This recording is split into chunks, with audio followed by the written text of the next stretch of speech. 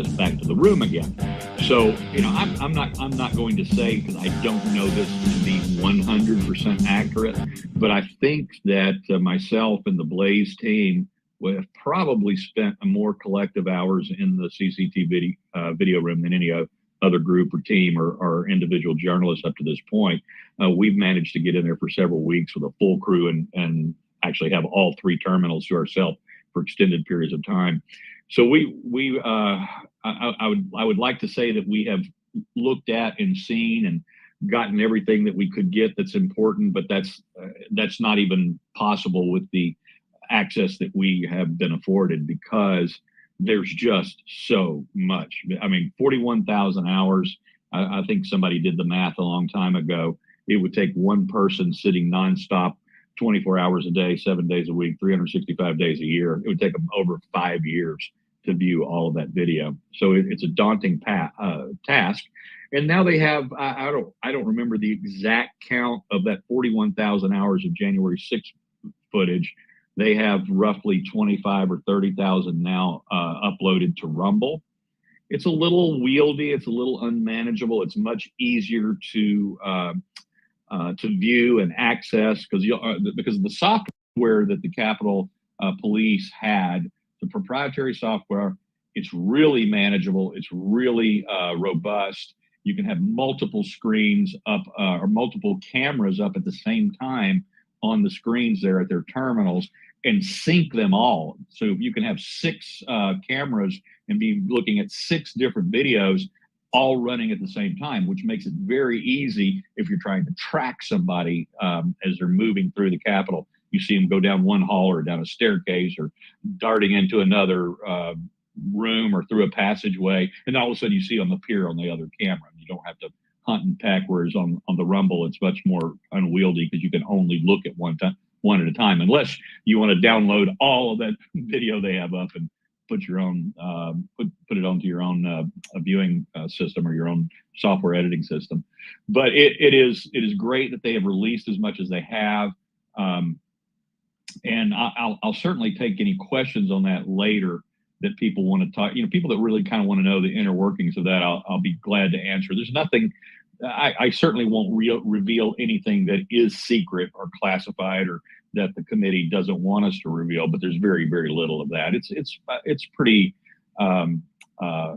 accessible information, and I'd have no problem answering questions about that later. Yeah, no, and Steve, I appreciate it. And one of the things that I've recommended people to do, because I do point them to the Rumble channel, obviously your reporting and all the reporting that came out of the Blaze and many other different organizations that I think that had done great work, that had access to it. I think they would point to all their reporting. But for somebody that's maybe has like a sleuth vein in their body and they want to go and they want to pick apart the recordings, if you go to the Rumble channel, you could actually put on, it was either Glenn Beck or somebody at the Blaze put together a timeline. I know Tucker put together a timeline, but that's like 2 hours long. There's a couple of organizations that put together timelines. You can overlay those timelines onto the footage that you're seeing, and you can probably navigate it a little bit, but that's going to take a little bit more work than the access you had to a system like that. But the purpose of the space, Steve, I just wanted to introduce you as well, so people, if they didn't have your background, which I do, and I appreciate your time, was the Trump assassinations and the revelations that you've come out with in the last 24 hours.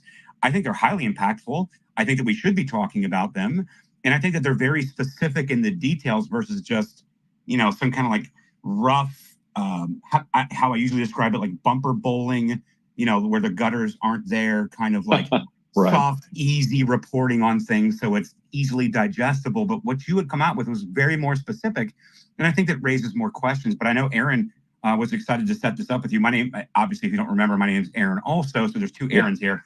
But I think Aron set this up. So I think if Aron, if you want to lead us down into this and kind of get into the story a little bit, I would appreciate it. But thank you. Yes, thank you very much, Trash. And this is why I asked you to host a space, because that's how we get more viewers, because I don't care for follows or whatever, likes. I don't care for that. I just want this story to get out there.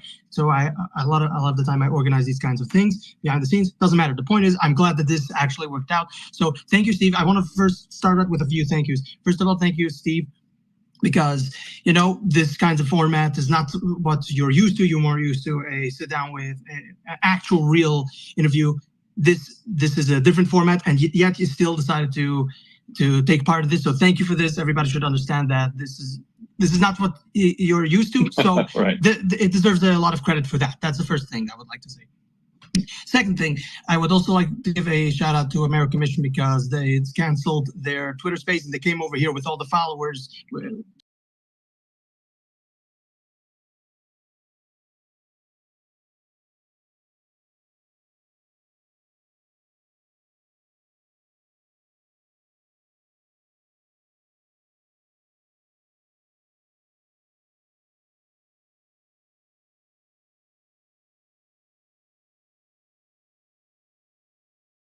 The threat to the deep state. Look at who they're trying to kill or arrest. And Steve is one of those persons who they've actually arrested, put into shackles because I don't know. I have no idea. Even I don't think even certain murderers don't get put into shackles. But Steve, for some reason, is so dangerous. He's a threat or whatever, trying to escape the country or something. So no, he needs to be put into shackles.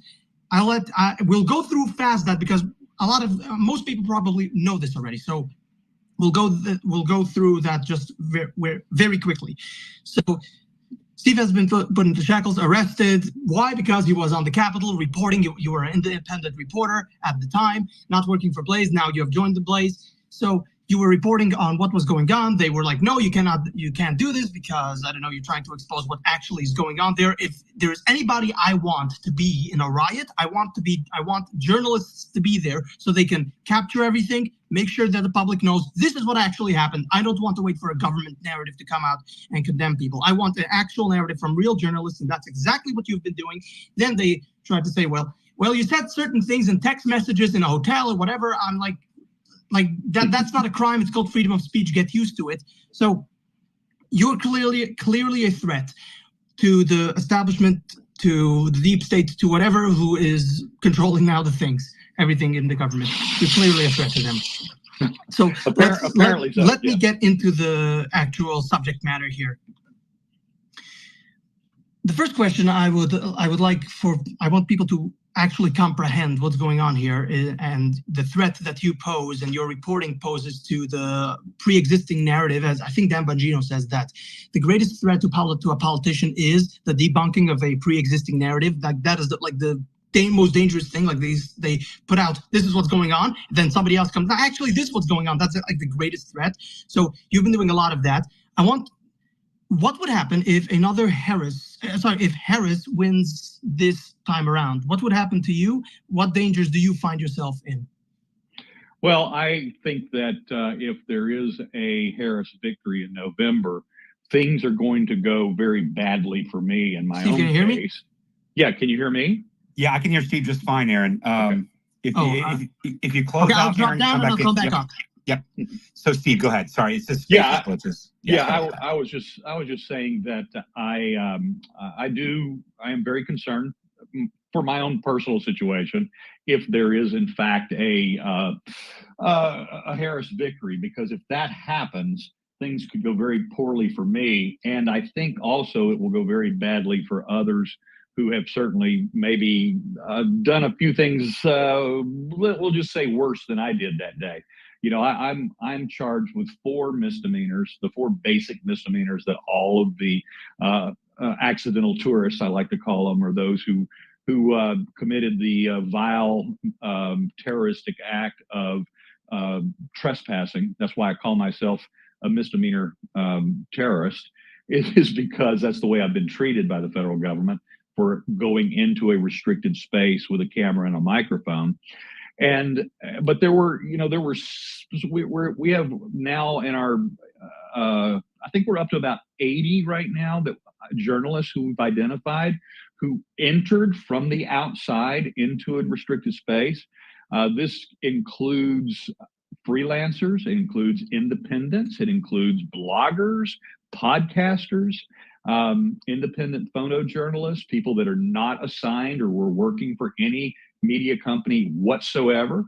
And that was just exactly my situation and my status on January 6th. And and of course that also includes some mainstream media people. That includes some big media people from the LA Times to the New Yorker. And so there are plenty of examples of all types of media people and individuals who entered into a restricted space. Now, what most people don't know is that just because you work for a media company, or even if you have a press pass, which, by the way, not everybody that went in had their press badge on them or displayed it or even had one. They certainly didn't have a congressional press badge. But the one thing in the law that is true, whether we're talking about federal law or state law, is that no journalist, regardless of who they work for, regardless of status, and no matter if they have 10 different press badges hanging from a lanyard around their neck, they are not allowed to enter a restricted space without the express permission of law enforcement. And we have no evidence right now of any of these other 60, 80, maybe by the time we finish our research, up to 100 journalists who entered that restricted space, that they got permission from law enforcement before they crossed the restricted territory. Now, my naysayers, the people who like attacking me, and I have as many trolls on my X account as anybody else. Have a couple of favorites. I don't block them. I let them have their say, and they like pointing out the fact that I said some things before I got to a restricted space and after I left the restricted space that they don't like. For instance, I called Nancy Pelosi a bitch in my hotel room that night on a YouTube video that I uploaded with a colleague of mine that I attended January 6th with. And we were yucking it up, and we were having adult beverages. And we had just seen on the news that night that there was a accusation that somebody had allegedly stolen Nancy Pelosi's laptop. This was about 8 o'clock that evening on January 6th in my hotel room in Virginia, by the way. I was not in a restricted space. And so we were with adult beverages in our hands and the news of this coming across the television. I made a joke, and it was clearly a joke because we were laughing about it. And I said, well, my only regret today is I wish I had stolen Nancy Pelosi's laptop. Can you imagine what I would have learned about the government if I had access to that? Now, clearly a joke, clearly yucking it up with a colleague and a close friend. And that was actually used against me by the FBI in my statement of facts as they were putting together the rationalization for pressing charges against me. Now, I had a colleague from, I'm not going to name him on this call, but a colleague from a mainstream media company who on his X page, he posted a video of me, I thought, or it may have been the day that I actually got arrested back on March the 1st.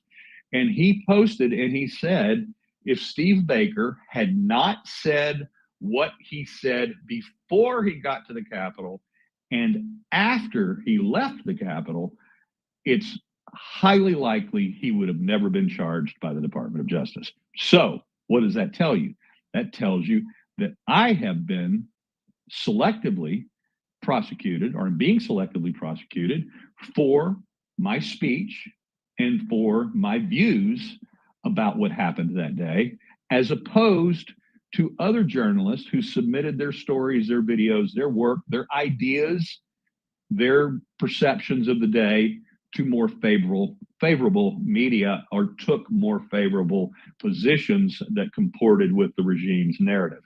And that's the difference. And that's why that they pulled me out of the crowd. And I'm not the only one. I've documented and done stories on a couple of the other independent journalists who have been treated just as unfairly as I have been, legitimate journalists doing legitimate work who have also been prosecuted through this process.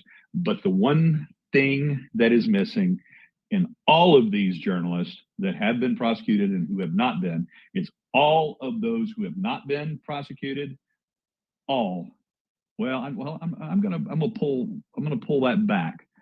Almost all of them have submitted their stories, their videos, their work, their opinions to left-wing media sources. No, that's 100% correct. And one of the things I remember, Steve, I remember this. I think you said it was March. Man, it feels like it's been longer than that. These last 4 years or 3.5 years has just been insane. Well, the last 8 years have been absolutely crazy. But one of the things I remember was that you weren't arrested, like you weren't pulled out of your home. You had to surrender, right? So you were being driven down, and they told you to wear minimal clothing, and they were going to perp walk you, and they were going to put leg chains and wrist chains and waist chains on you, and they were going to perp walk you, but you had to wear minimal clothing, and you showed up in a suit. And they still bent you over the hood and tried to make a spectacle out of it, because it was not that you were persona non grata. It was that you represented a perp walk that they wanted to show to people at that time for propagandized purposes. And they told you not to wear a suit. They told you to wear minimal clothing. They told you to do all these things, and you wore a suit. I'll never forget that, because it was hilarious to me, because it was the spirit of everything that we're angry about. It's like you are corrupting what it means to be an American. And so I love the fact that you wore that suit. Can you tell that quick story? I know we're getting into January 6th stuff here. It's good background, but I think the substance of the space is your revelations and the inside tip that you got. But tell that story, because it's my favorite. It's like my favorite. Yeah, we have it in writing. The assistant U.S. attorney in charge of my case sent my lead attorney an email the day before the arrest, or the day before I self-presented, because as you said, they did not come knock my door down. They didn't show up with 15 armed agents and put the red dots on my chest and my forehead, like so many others, unfortunately, have been subjected to, including misdemeanor charged journalists who have been put through that. They did not do that to me. It took them over 3 years to finally figure out a way to charge me, and finally come to the conclusion that it was worth the effort and worth the PR black eye that they were going to take. And I hope we've given them one. But nevertheless, we got an email the day before instructing my attorney to tell me that I needed to arrive at 7 a.m. at the Dallas field office of the FBI wearing shorts, a t-shirt, and flip-flops. Well, that told me right then that they were going to put me in the orange jumpsuit, because that would be easier to change into, and that they were going to slap the leg chains on me. So I made the determination right then that if they were going to do that, they were going to have to take my suit and tie and off of me in order to do that. So I showed up. Not only in a jacket, tie, dress slacks, nice shirt, dress shoes, but I also showed up with one of the FBI whistleblower suspendable pins on my lapel. Since I was going to be presenting myself to the FBI, I thought I would poke them one step further by wearing that symbol of defiance against the FBI. So that's what happened. So I arrived at 7 o'clock that morning. I had two of my attorneys were there with me. They walked over to the FBI agents. They negotiated with them that I would not be put into a orange jumpsuit, but I had to take off my jacket, my necktie, my belt, and I had to take the shoelaces out of my shoes. But they would allow me to remain in my own shirt, my own slacks, and my shoes without the shoelaces.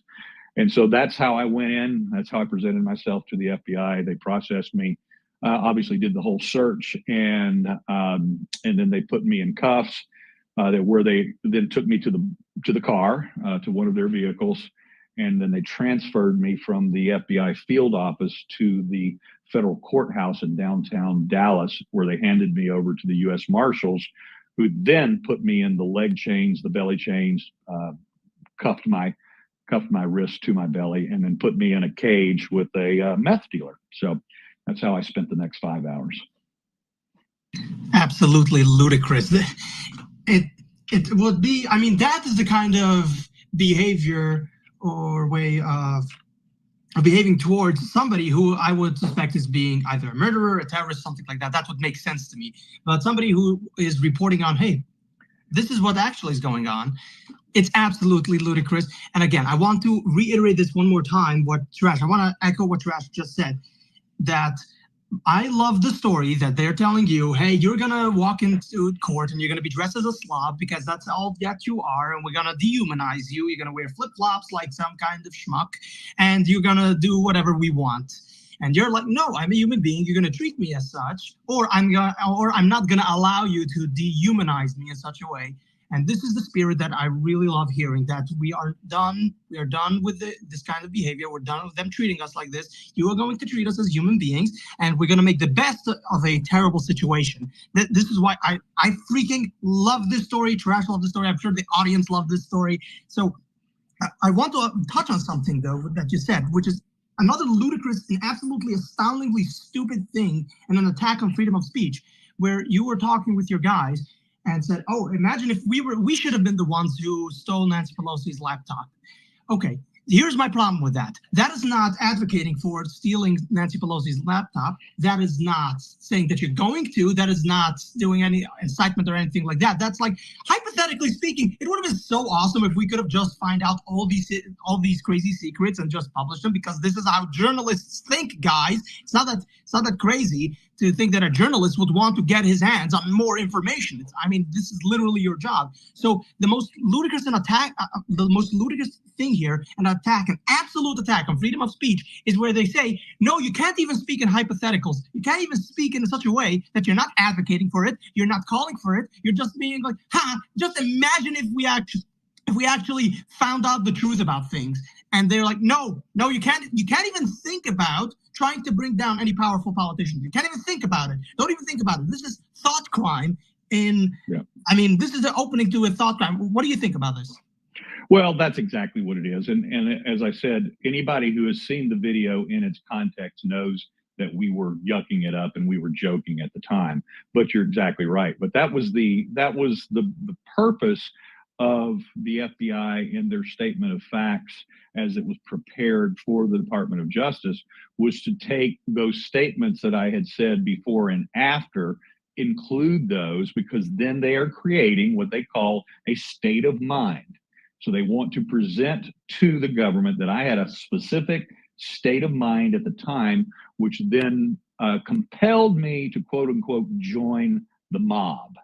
Of course, I never joined the mob. Anybody who has seen the published 37 minutes of me in the Capitol, we have all of it. We've got a compilation video that the Blaze put together through my efforts and my team's efforts of harvesting all of the CCTV, overlaid and compiled with some of my own video from my own camera that day.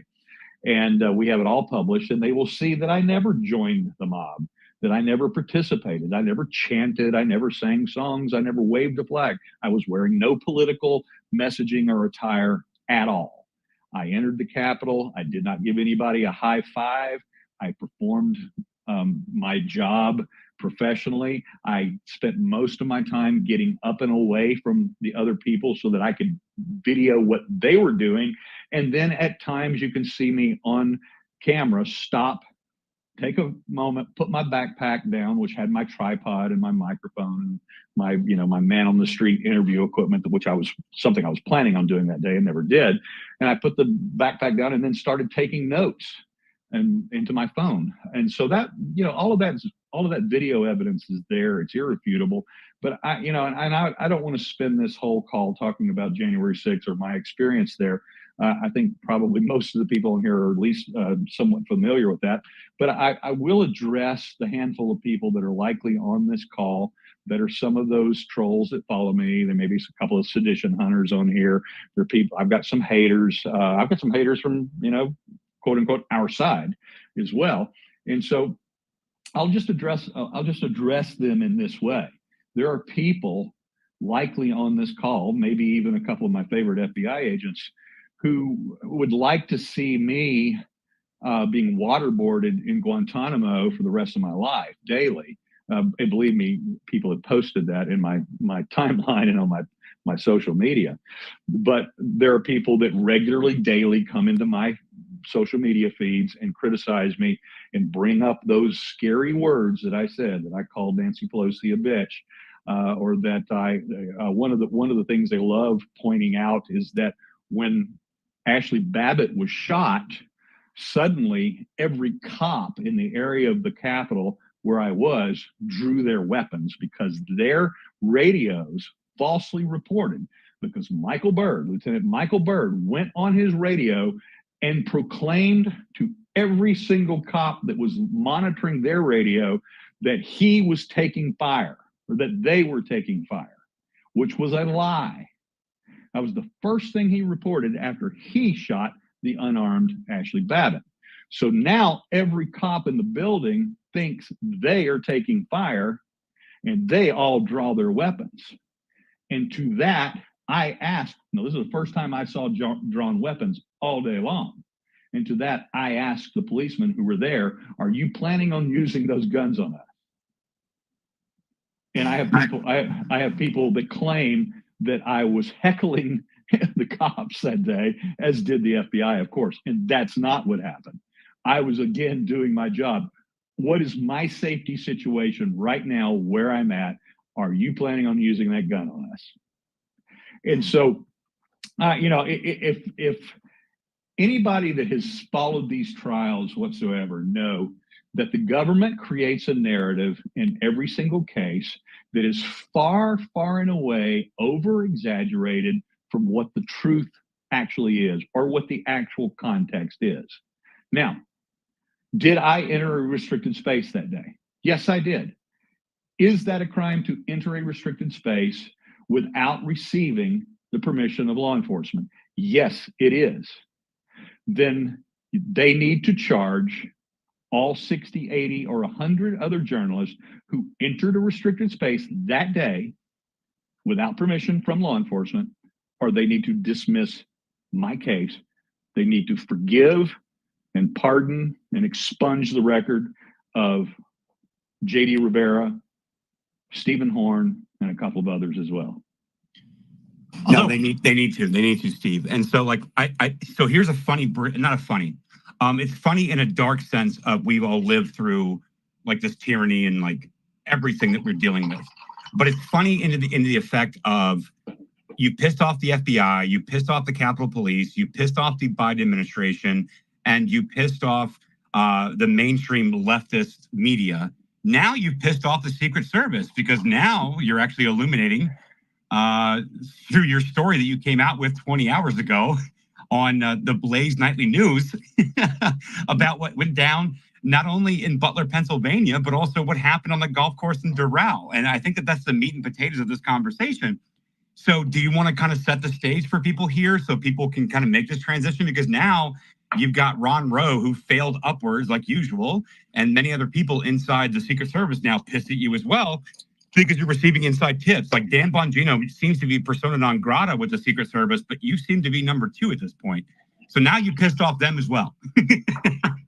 Yeah, well, I'm kind of making a career at pissing off the various federal law enforcement agencies, not on purpose. It's based upon what they're doing and their failure to be upfront, their failure to be honest, their failure to be transparent about both their own mistakes, their inconsistencies, and their own cover-ups. And let's be honest, you always go to government incompetency first, and then the next thing you see from these agencies is that they start the process of covering up.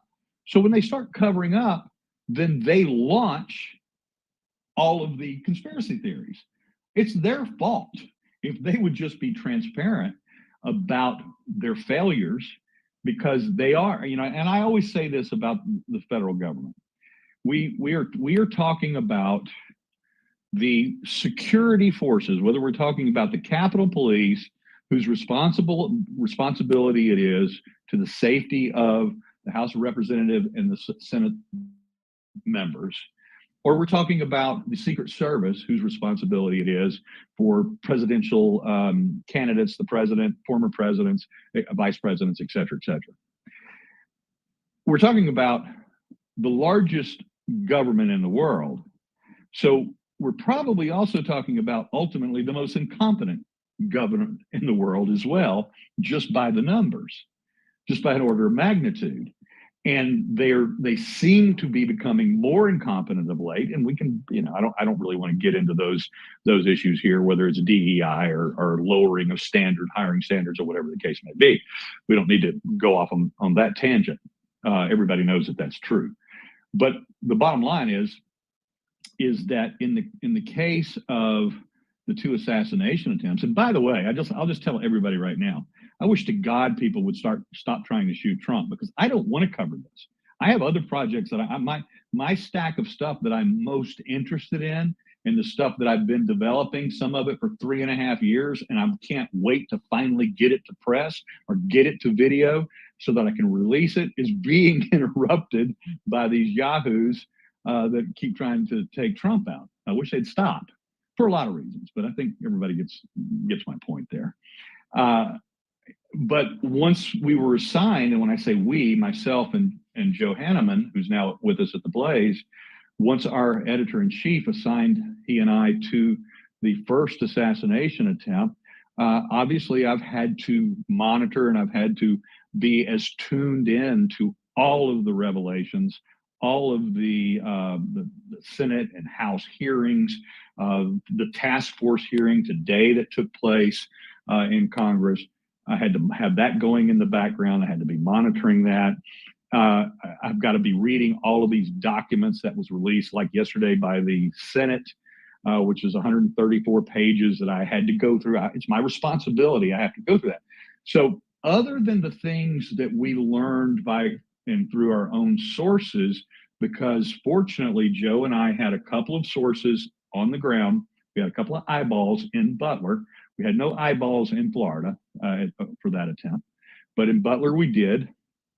And so through our own sources and because of our attentiveness to what's going on, we've been able to highlight some things. So I'm not going to say that I released a bombshell yesterday about this, but by going through that 134 pages of the senatorial review, I was able to find something that I thought was highly and disturbingly embarrassing. And I called it on Blaze News tonight. I said, it's either just the height of incompetence or they just don't care. And that's, I think you're setting me up, or correct me if I'm wrong. Are you talking about my story about the drones? Yeah, so like I'm setting up your drone story, number one, but number two, like I'm on the fence as well, Steve. Like I actually want to put this into the public ether. I'm not convinced completely that there's some like kind of like orchestrated plot inside our governmental agencies. I think it's a failure of incompetency and other factors, and they basically just don't care, and therefore they're culpable because they don't care. But I'm not suggesting that there's some kind of like high level orchestrated plot, because as you pointed out, and this is my own opinion, I'm not speaking for you or anybody else in the space, but from what I can tell from government, and I go after government corruption. My lane is the censorship industrial complex. My lane is lawfare. Like that's my lane. Like that's where I spend most of my time. It's evident to me that incompetence and gross incompetence, the larger that the government builds itself, the more incompetent it becomes. And it only takes one or two people inside a network of incompetence to actually affect real change, where you have an open rooftop, or you have a known media Bush spot where you can get clips of the former president, and you can exist there. And that those vulnerabilities are also known by the Secret Service, and like a simple tertiary, floating of a drone with IR imagery equipment attached to it would have picked this up because the guy was there 12 hours ago. But what you were talking about in that reporting on Blaze News tonight, I think is the meat and potatoes of where we're at in this space tonight. And I think that a lot of people need to hear what you're talking about, because it was very prescient. You're very spot on. And you seem to also have sourcing to back up that story. And I think that's important to talk about, because I want to talk about receipts. I don't want to talk about conjecture. And I think that you have the receipts, Steve. Go ahead. Yeah, and I'll before I get into the actual story that we're referencing, I will set this up a little bit further by talking about the difference between, the incompetence, the gross incompetence, the just near lackadaisical, I don't care, and then all the way to the conspiracy theories. Just before we went on the air tonight, I had somebody that posted on our feed that if I wanted to be on the right side of history, I would agree to the fact that there were multiple shooters shooting at Trump in Butler. And I don't agree with that. I don't agree with that based on the evidence and based on the research that I've done and based on the actual boots on the ground sourcing that we had that day, which we can talk about later on. But there are reasons, as I said earlier, why conspiracy theories are easily hatched, and the worst perpetrator of all are the government agencies who won't just come forward with the facts and won't answer questions when they're called before Congress. They are the biggest sources and the reason why these conspiracy theories proliferate, just because they're trying to cover their own ass, even if it is just incompetence. They start the cover up of that, and then that launches into the conspiracy conjecturing. But having said that, there's also a middle ground in there, and that's the possibility that it is purposeful incompetence. Because if you can be incompetent to the point to where you allow, and look, they don't have to have, and when I say they, the Secret Service, the FBI, any of the other investigative agencies, they don't have to have real-time identifiable threats on the ground, knowing of a particular group or an individual, a lone gunman, an Iranian terrorist cell, or a Venezuelan gang. They don't have to have real-time intel that is existing and it's somebody from one of those groups or one of those individuals is moving on Trump. They know that Trump is in danger every day of his life. He is the number one target of all the Secret Service protectees. You don't believe it? Who else has had a shot taken at him in the last 10 years? None of them. None of them. None of them. He's had 2 in the last 2 months. And that includes Tim Walz. That's right. And this is what, when I talk about sourcing, sometimes it's some of the people that we work with closest are people that have the background. We have a couple of our main sources. Their jobs for years is that they train Secret Service sniper teams, Secret Service counter assault teams. They're the people that train them. And they know them very well. And they have provided sourcing directly to the ground in those particular circumstances. And as a result of having people of that quality, of that expertise, we tend to learn a lot more about where those failures were. And one of the things that they have taught me, not something I learned in school, but one of the things that they have taught me is there's this thing called a threat matrix that has to be applied to every single one of the Secret Service protectees. And what I mean by that is they believe that Donald Trump, even though he's not the sitting president, he should have the highest security package of any of the Secret Service protectees because of the threat matrix, because they believe that his threat is at least, the very least, 10 times higher than even President Biden. First of all, it's probably worse than that if you compare it to Biden, because nobody wants to take Biden out. He's taking himself out. He's already out. He's out of the game. He's not president anyway. He is checked out. And so there's nobody wanting to take him out. There's no need to from anybody, any hostile of any kind. And certainly nobody's willing or wanting to take Jimmy Carter out. Jimmy Carter is in hospice. He is on his way out. Nobody is threatening him. And yet they continue to fail as it relates to former President Trump. And this is where we go to the heart of the story now. Let me just give you an example. This is what I reported on yesterday. And this was taken directly from the Senate document that was released yesterday morning, the 134 page document I was referring to. And this report revealed that on the morning of the Butler rally, that the counter, and I'm not going to use the fancier phrasing because I like to keep it simple for everyone. There's such a thing as a counter drone technology. And the guy in charge of the counter drone technology, and by the way, drones themselves are the things right now that security businesses, security forces, the people that have protectees, VIPs of all types all over the world, drones are what they fear the most right now, especially in these outdoor rally situations. If you don't know what I'm talking about, go watch some of these Ukrainian battlefield situations with drone attacks. That could happen to a former president or a current president standing on a stage in an outdoor rally. Without a counter drone presence. Without a counter drone presence, that's correct. Successful counter drone presence. So in Butler, they sent out their counter drone specialist who, as we learned from the report, only had 3 months of experience, period, with the technology that he was in charge of that day. 3 months. That's total training and experience. He arrives at 10:30. He cannot get the counter drone system to work. His first thing that he thinks of is that he's getting some sort of signal interference from all the other things that are taking place. So he moved to a more isolated area and set up shop there. He still could not get the system to work.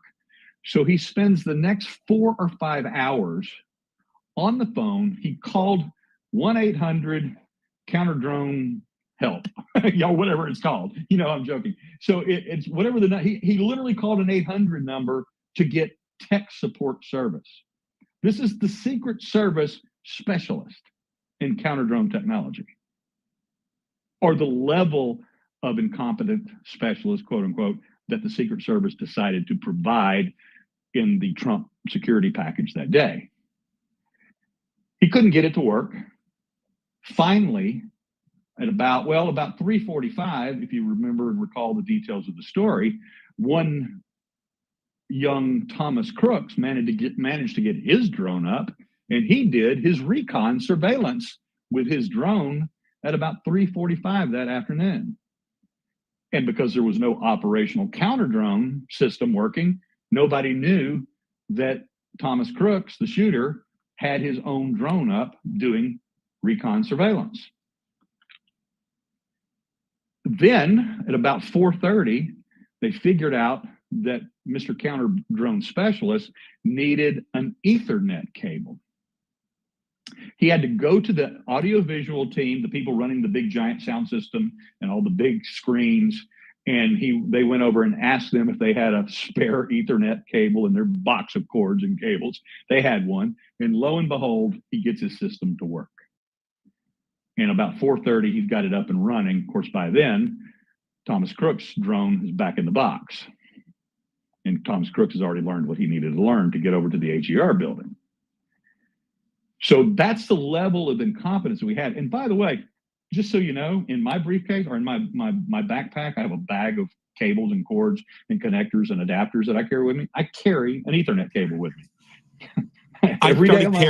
So Steve, I started carrying an Ethernet cable in my backpack of USB-C, USB-A, Apple Lightning chargers. I started carrying an Ethernet cable on top of the HDMI and everything else because of this story. I was like, oh fuck, man, I gotta have that cable. I gotta have that cable ready. I carry one with them with the adapters from the Ethernet to USB or USB-C and et cetera, for whatever possibility that I need it for, whatever circumstance I'm in at a hotel or wherever. And so that's just standard operating procedure. But for some reason, the United States Secret Service specialist didn't know enough about his own equipment to be properly equipped himself that day. Now, that's bad enough. Okay, so Butler, that's one of the huge, most horrific failures there. Not only to mention that we had learned from the acting chief of the United States Secret Service in multiple testimonies, and it has been confirmed even today in the hearings today, is that in Butler, the Secret Service did not have their own drones, surveillance drones.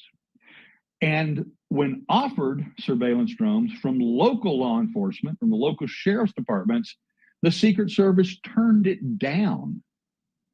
Now, we have since learned that on the periphery, and you can see it in people, they've captured it in their cameras and they add that to their list of conspiracy episodes and curiosities.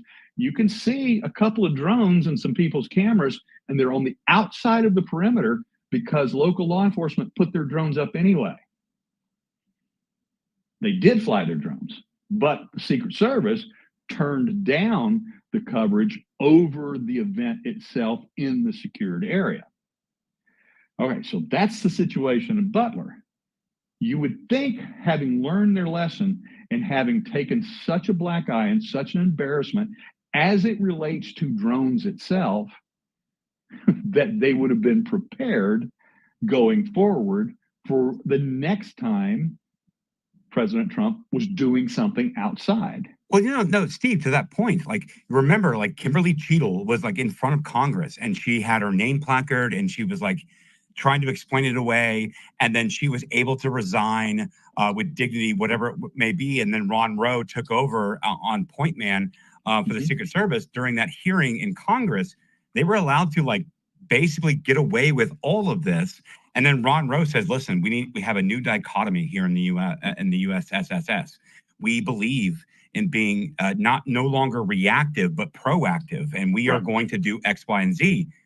And then what happened at Trump Doral was not a deviation from the plan at all. And in response to what happened and what you just laid out in Butler, like, Steve, this was crazy to me. This was crazy to me.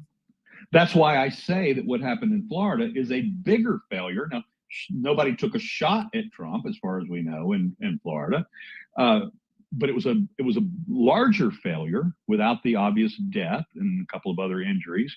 But it was a larger failure from the United States Secret Service because they had already taken the PR hit. They had already taken the black eye. They had already been embarrassed. They had already been castigated by senators and congressmen and by the press in general. And yet, on that day, as far as we know, they had no drones up, which would have been the simplest thing in the world for them. First of all, I don't even yet know whether they had counter drone capabilities there with the president on the golf course.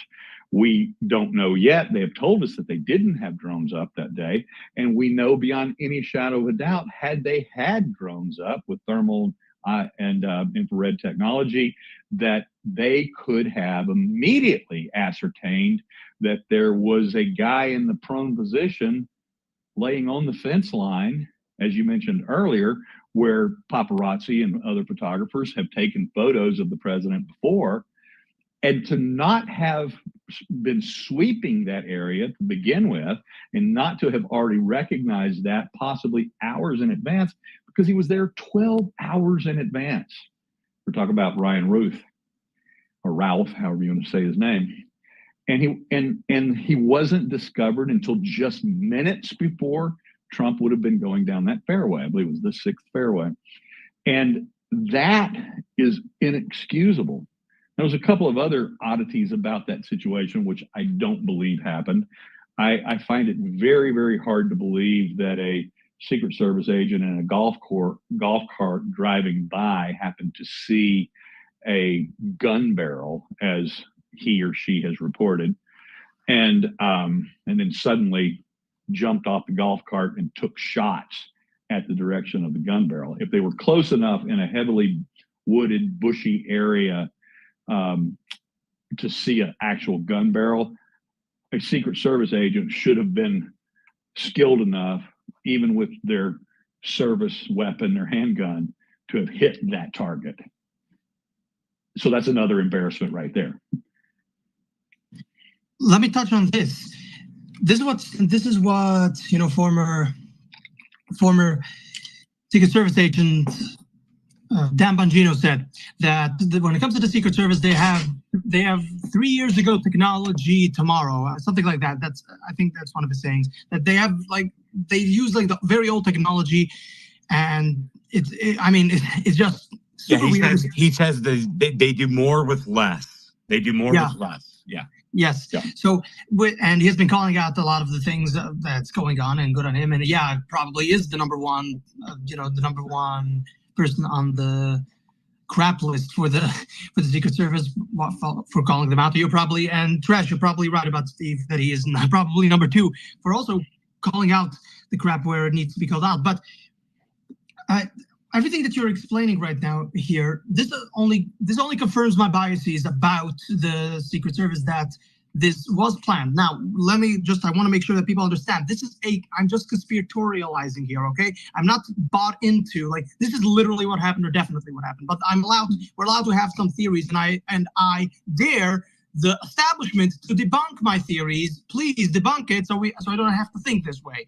I know conspiracy theories become so terrible. I'm like, we're allowed to talk about these things. We're allowed to theorize. It's your job to debunk them. And if you're unable to, well, you're just confirming everything. And so when you have people like Kim Cheadle, I'm like, well, was this part of the plan to assassinate Donald Trump? This happened 2 times. And I believe that it was a plan to assassinate Donald Trump, and not just assassinate him. They could have just killed him in his sleep, and nobody would have been the wiser. I mean, except for us, but nobody would have been the wiser. Oh well, these kinds of things happen. He food poisoning or whatever. But I believe that they wanted to kill him in 4K in front of everybody, so everybody knows we're going to kill your president. You can't do anything about it. Now, this is what I'm putting out there. Why? Because I think now you might say, well, I would say that it is actually just it's just incompetence. I'm like, no, the incompetence is part of the equation, that they would staff people who are shorter than Trump, such as those women who, like the 3 Stooges, they were trying to put in their gun, pull out their gun. They have no idea. You have other woman who was hiding behind, I don't know, whatever.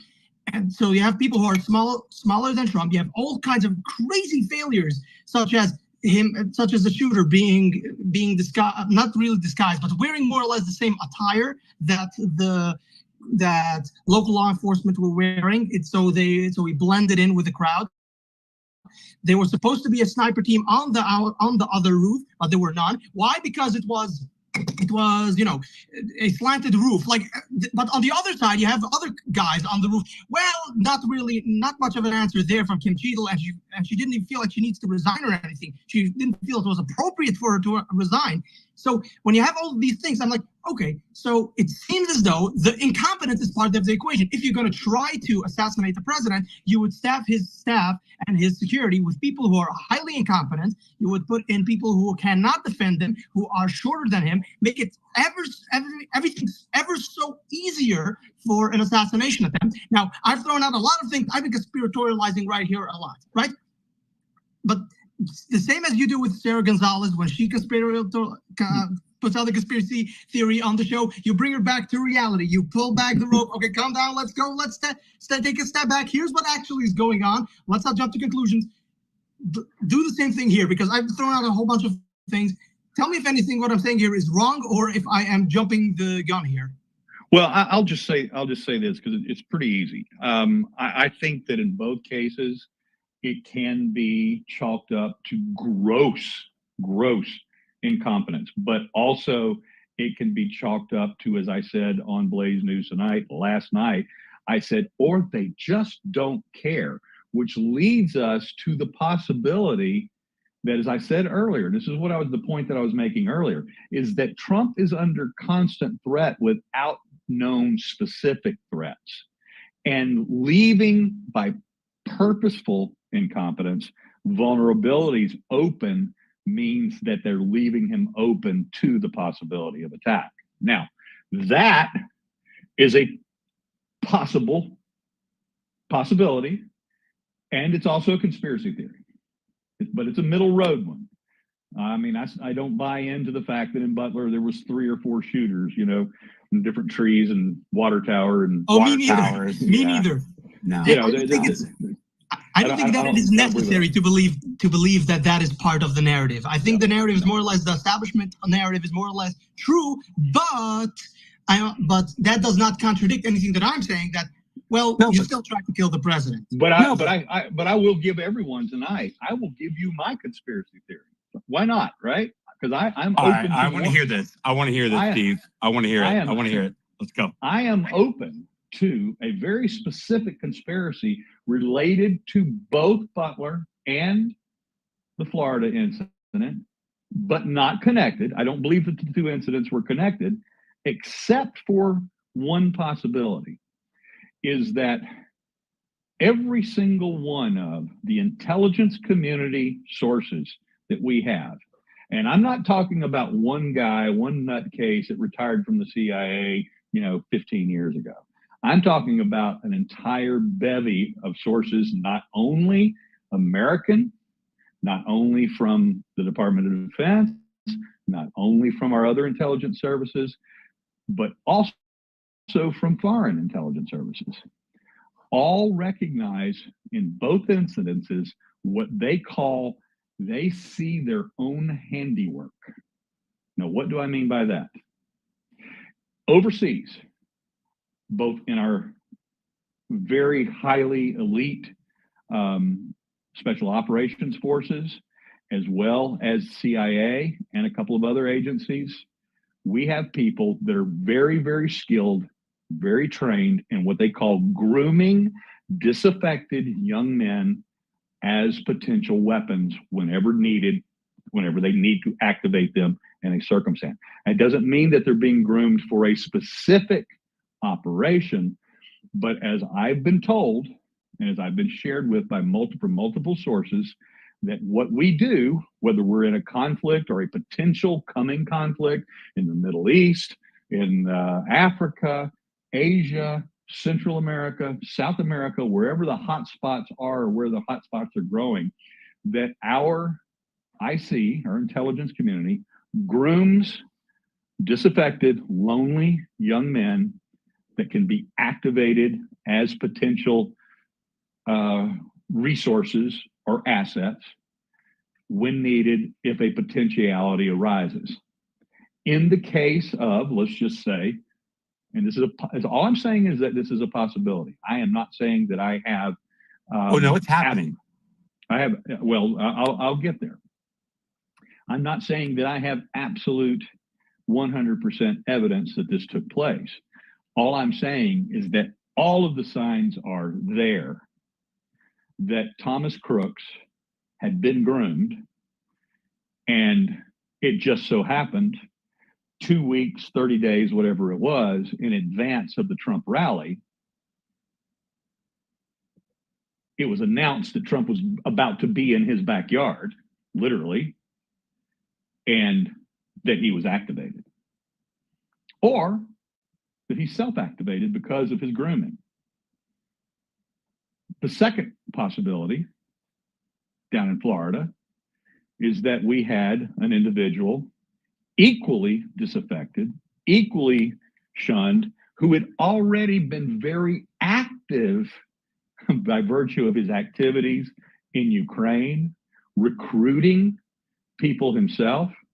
The fact that the guy had over 100 or over 70, or he had 74 arrests in his career criminal history, right at 100 charges brought against him, many felonies, and had somehow not only those felonies. I don't know that everybody on this call realizes that in the period of 5 or 6 months in 2002, before Ryan Ruth had his standoff, his 3-hour standoff, allegedly with a machine gun, where he held off the Greensboro, North Carolina Police Department and the Guilford County, North Carolina Sheriff's Department for 3 hours. I don't know that everybody has seen the story that we've done on this. This is another revelation that we put out there. Again, we didn't find it. This was found by other sources, but we were able to amplify this, is that Ralph or Ruth had been arrested 5 or 6 months before that incident. He was found to be in possession of multiple explosive devices. And yet somehow the danger that a person could be for building his own explosive devices, he had been released on his own recognizance. He was on probation. While on probation for a charge of having in his possession explosives, he now holds off 2 law enforcement departments with a machine gun. You know how many days in prison he got for that? 0. So the sheriff, the then sheriff of Guilford County, told me in an interview, we published the entire content of the interview on theblaze.com. He told me in the interview, I asked him, I said, how is it possible that a guy gets 74 arrests and 100 charges over his career, going all the way back to when he was a teenager, multiple felony convictions, and he's never served any time in prison? And he said to me, he said, the guy's probably just crazy, and the courts have decided that there's just no reason to put him through the process, because what's going to happen is a judge or a jury is just going to rule that he is guilty by reason of insanity, and they're just going to slap him on the wrist and put him out on the street anyway. So rather than go through the process, that's just what they did. And they didn't bother to put him through the process. And they kept releasing him. But then the sheriff said to me, but he's exactly the kind of guy that the CIA likes to recruit. That's his quote, not mine. Absolutely. Yeah. Extraordinary. That is, I mean, it is extraordinary. I want to make sure for our viewers that I posted, for those who want to look into that, I posted the link to the Blaze on what you described right now. And you also asked, was it Soros money used against you and other conservative sheriffs? And that is in regards to the allowing him to be released because of the liberal judges. And Barnes, the sheriff, said, no doubt about it. So you have also George Soros inserting his disgusting fingers into our political realm again, as he's done so many times. Yeah. What you're describing right now, and Trash, and I'll go to you in a moment, what you're describing right now, Steve, is something that exactly what I've talked, and this is exactly what plays into, again, the conspiracy. I just want to make sure people understand. I'm not putting out a narrative as is, this is what happened. Objectively speaking, this is what I believe happened, and it's a conspiracy theory. I want to acknowledge it's a theory. Okay, everybody? I'm not, people think, oh, you must be crazy. No, I understand the theory. Yeah. So here's the theory. Here's what I'm thinking. That everything that you described plays very well into what I'm trying to say, that this is exactly what they tried to do. Tried to assassinate the president by recruiting these disillusioned, crazy or mentally struggling young men, or in the latest shooter, and he's a little older, but trying to recruit such people through an MK Ultra program, again, mind control program. That's what MK Ultra stands for. So through a mind control program of a constant incessant talk about Trump is Hitler, Trump is this, he's going to destroy democracy, he's going to do this, that, and the other. So dangerous, so terrible that people get a little bit more than just Trump derangement syndrome. They get a little violent through that. So again, this plays into when the CIA or whatever wants to activate that person, they would do so however they want, through that MK Ultra and through a media apparatus, which constantly reinforces that.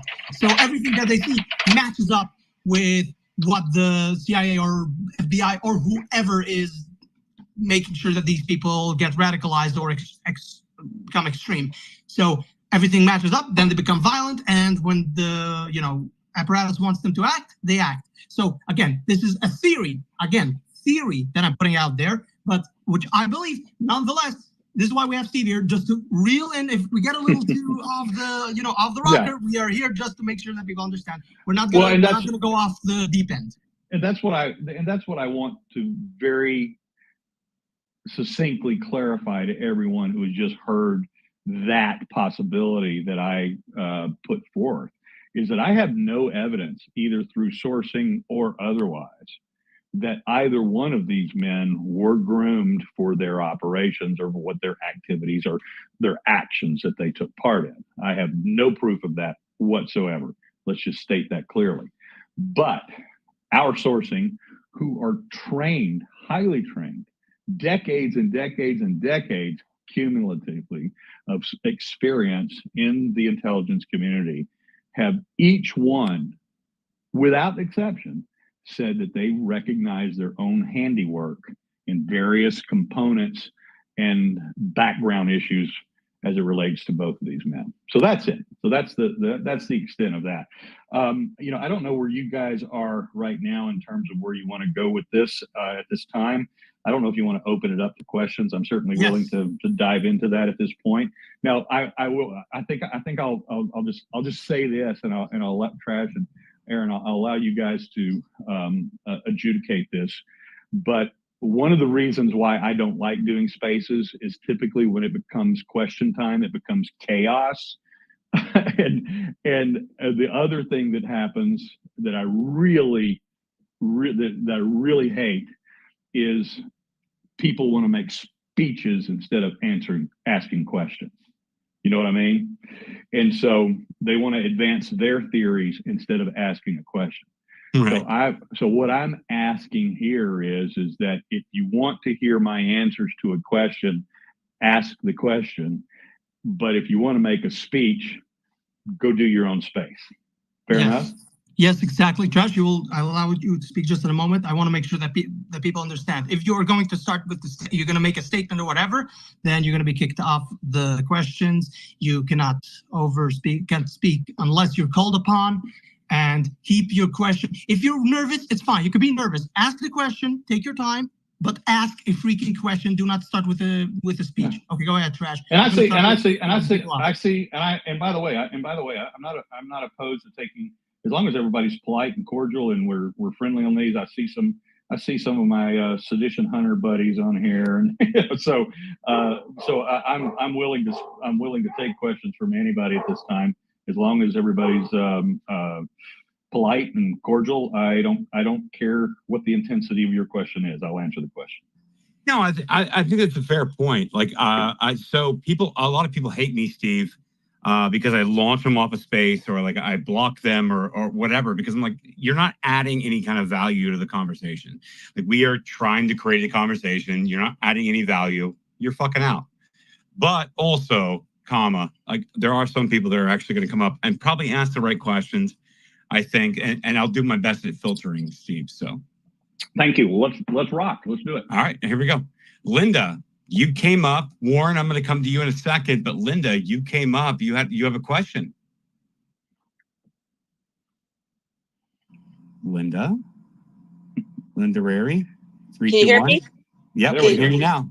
Okay, I'm gonna back off because I just Steve and I had talked a couple days ago, but I don't really have a question. I was just gonna make a comment, but that's not gonna, you're not open. I mean, you can make the comment. Like, is it like, are you just be pithy, Linda? That's the key. Pithy. Yeah. Okay, I was just gonna say, okay, my background, I'm a retired FBI agent, and just a comment about the leadership in the Secret Service and what I see. I just keep thinking Darvo, deflect, attack, and reverse the victim, and yeah, makes sense. So So I see a lot of narcissism up there, and then up here or up in the brass. In the brass. Okay, well, go on. They get promoted, and then you have the underlings who don't have the spine to stand up to them. So that's and thanks, Linda. And that is, and I'll take that as a thing to comment on, and that is true. We are at a time now where all of our primary agencies, whether they're intelligence agencies, security agencies, police, federal law enforcement agencies, whether it's the DOD, they are all political activists now. Without exception, the top brass in all of these agencies are political activists. And that's not what any of them should be. They all should be apolitical. None of us individually are apolitical, but there are individuals who are able to do their job in an apolitical way, despite their personal feelings. And that's not what we have at the top upper echelons at any of these agencies today. All right, who's next? Right. No, like you're not wrong. Like I wasn't gonna like try to chastise you. If you want to talk about like top brass, like what yes, like that's welcomed. Like, what are you talking about? Linda, like you were actually in a space of good company. Like yeah. No. Okay. No, like I don't have a problem with any government or organizations. I don't think anybody in the space does. However, if you're going to, like weaponize us against like the top brass, like don't do that. Don't do that. But I don't think you were doing that. Like your comment was valid, actually. Okay. So anyway, that's my 2 cents. All right. Okay. Well, Linda, thank you. All right, Helena, J6 Helena, go ahead. Wait a minute. Trash. Warren was before, so.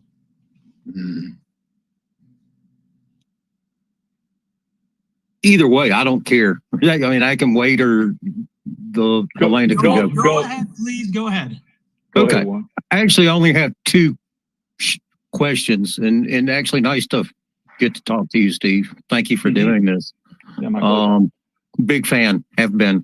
On the Ryan Ralph, do you know if he ever attended any of the schools of higher learning there in the triangle around Greensboro or up towards Raleigh? No, not that I'm aware of. I mean, we've looked at his entire arrest record. I mean, he's got arrests going all the way back to when he was in high school, and then he even made the local Greensboro paper as a hero. It was some sort of rescue thing where he rescued some damsel in distress when he was 25 years old, and there was a really nice picture of him in a suit, and he looks like a normal guy back when he was 25. So we've found all of those kind of things, but I'm not familiar, or at least I don't remember what his actual education is.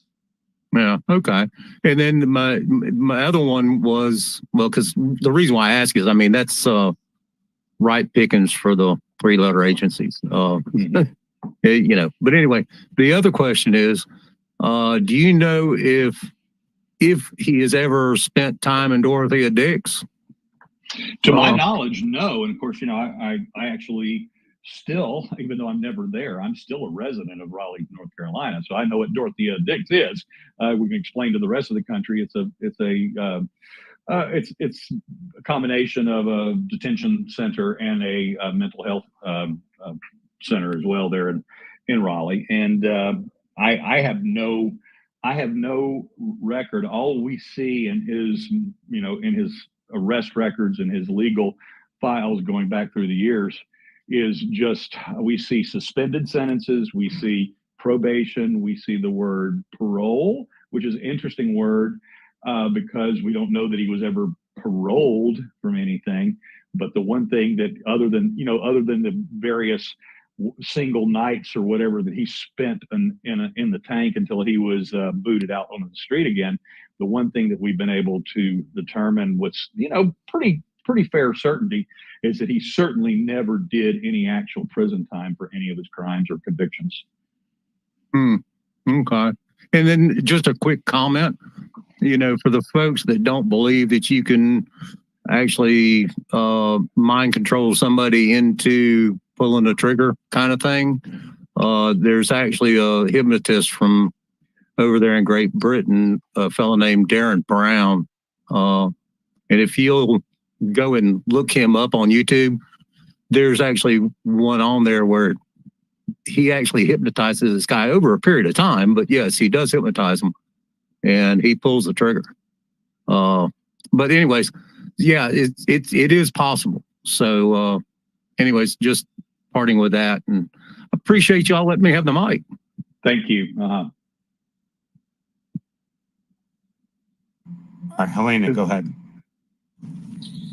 Hi, Trash. Aron, thank you very much for hosting the space and allowing me to come up and speak. Hi, Steve. We had just seen each other at Jeremy Brown's status hearing. Well, the trial was supposed to start, but you know what's going on with Jeremy Brown. I did want to, at that time, ask you, but, it kind of gets hectic at the courthouse, especially when there's so many Jan 6ers there in cases. And, we were all there that day to support Tylene, of course, Jeremy Brown's girlfriend. But I wanted to ask you, just out of great concern for you, what the status is with your case and where are you at right now? What do you think that is going to happen? I know it's kind of a loaded question, but if President Trump doesn't get elected and we can't get him back into the Oval Office and these Jan 6ers pardoned, I know Suzanne had given you a copy of the J6 Pardon Project manual when we were in the cafeteria, but I'm really interested to find out where you are with your case right now. And thank you for allowing me to come up and speak, Aron. Yeah, I'll handle both of those here real quickly. The status on my case is that we do have a trial date set. The court has been hesitant to grant us any type of continuance since he originally set the trial date. That it begins November 6th is my pretrial hearing. November 12th is the actual beginning of the trial date as it sets right now. So we're talking about a week after the election. We have filed a motion which has been rejected by the court to put that out till after the election, after the first of the year, after the inauguration, in anticipation or hopes that things will change. And that is the status of that situation. But leading up to that, we also have a couple of other motions that have been filed, and because they're motions that have been filed, they're public record. I'll tell you what they are. We have actually requested from the court to take my case away from Judge Cooper on the district court side and bring it down to the magistrate level, which I have a right to do because my charges are only nonviolent misdemeanors. So we don't have to adjudicate this before at the district court level. So we want to bring it down to the magistrate level and take it out of Cooper's hands. Now, Cooper himself can reject that offer or that appeal, but it is our right to do that. We're arguing now with the DOJ about that because the DOJ is saying that is something that we had to do in my very first status hearing, and we have obviously found precedent that shows otherwise. So that response to their rejection of our motion in that regard is in process. And we also have the response to our motion to dismiss based upon selective prosecution. That was filed on Friday. And so we expect to hear from that in a week or two. And then there certainly could be the possibility, because in our response, and this is one of the things that my attorneys have informed me about, is nobody else in the J6 world has been successful in a selective prosecution motion to dismiss, because they really didn't have exact equal and opposite contrasting or comparative examples of the actual examples of selective prosecution. Whereas I actually have them in spades. We have 60, 80, maybe 100 examples of that. And not just based upon what I said before I went into the Capitol and what I said after I left the restricted space, but we also have the comparatives of other journalists on the other side of the political aisle who were just as vocal in their antagonism towards Trump. And so if the court doesn't just dismiss us out of hand and grants our request in the motion for discovery on that, then the government's going to be responsible for turning over all of the discovery we've requested on every single one of those journalists. Not only the journalists who were there that were invited, the building was full of journalists legitimately there because they were covering the events of the day going on in the Capitol. Photojournalists, news journalists, media of all type were on scene with invitations, signed in, logged in appropriately and legally there. But there were somewhere between 60 and 100 other journalists who crossed over into a restricted space without permission from law enforcement. And that's just as illegal as my activities that day. So they either culled me out and are selectively prosecuting me, or they're going to have to show why I'm different from those. And that's what we're asking the government to do. So if the judge doesn't reject that out of hand, then that's available. On top of that, the third issue, update on my case, is last week, after all of these months, since May 1st, this is very late coming, they have offered me a plea deal. And I won't get into the terms of that right now, but they have offered me a plea deal finally. And we're not gonna do anything with that until after we work through our other couple of motions, and then we'll finally make the final determinations of where we want to go with this case. So that's the update there. But there was a second part of your question. What was that? I forgot. Well, I'm glad's not the word, but thank you for the updates. I will try to get up to the courthouse if your trial proceeds. And I think you did say November 10th, so I'll mark that on my calendar so that I can be there for you. And we really need to start packing these courtrooms And I wish that, members of Congress at the very least would send their staffers, but that's an entirely different conversation. I'm sure you agree with me there. Yeah. I just want to know what your thoughts are if President Trump doesn't get elected, because he has promised to pardon, the Jan 6ers, and whether he commutes their sentences or the pardons actually go through. I know it's going to be a process. What my question was, Steve, what do you think is going to happen if we, futuristically speaking, going forward, if Trump doesn't get elected?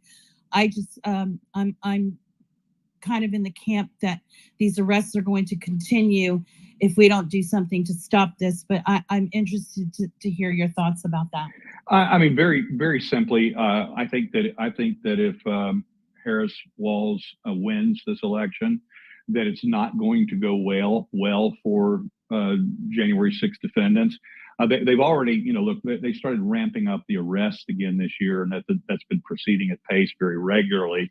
And I think that they will get another, as a result of that, the DOJ will get another infusion of cash like they did from the omnibus bill last December, which they used those funds to then really kick the arrest back into high gear, because basically the DOJ just ran out of bandwidth. And I mean, that was just an issue of too many people being arrested, too many cases. January 6th is not the only thing that the district court in DC has to deal with. And they just ran out of bandwidth, and both in the Department of Justice with the U.S. attorneys at that level, but also in the court itself.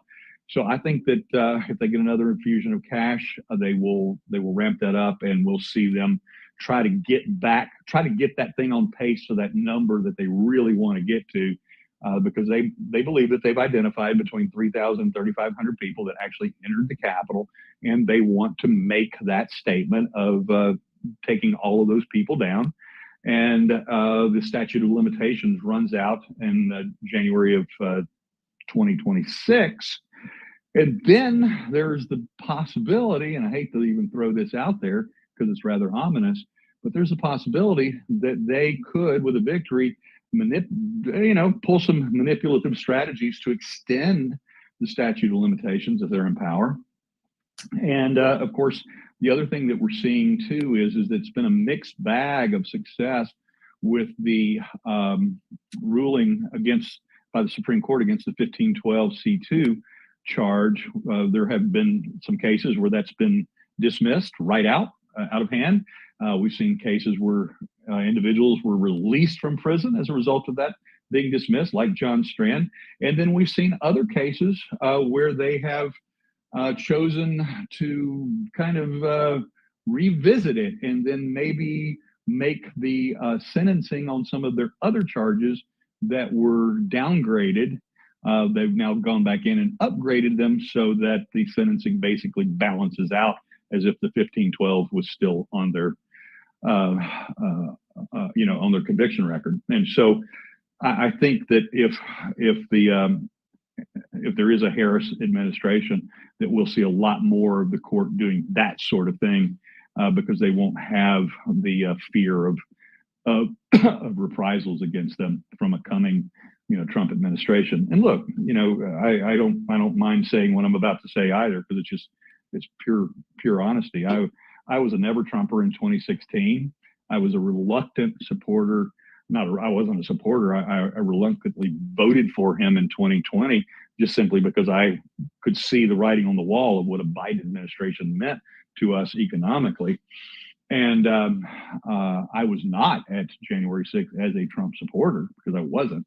But I was there as I'm a political libertarian, and I cast what's generally referred to as a vote for the lesser of two or three evils, and that's the way I felt about my vote in 2020.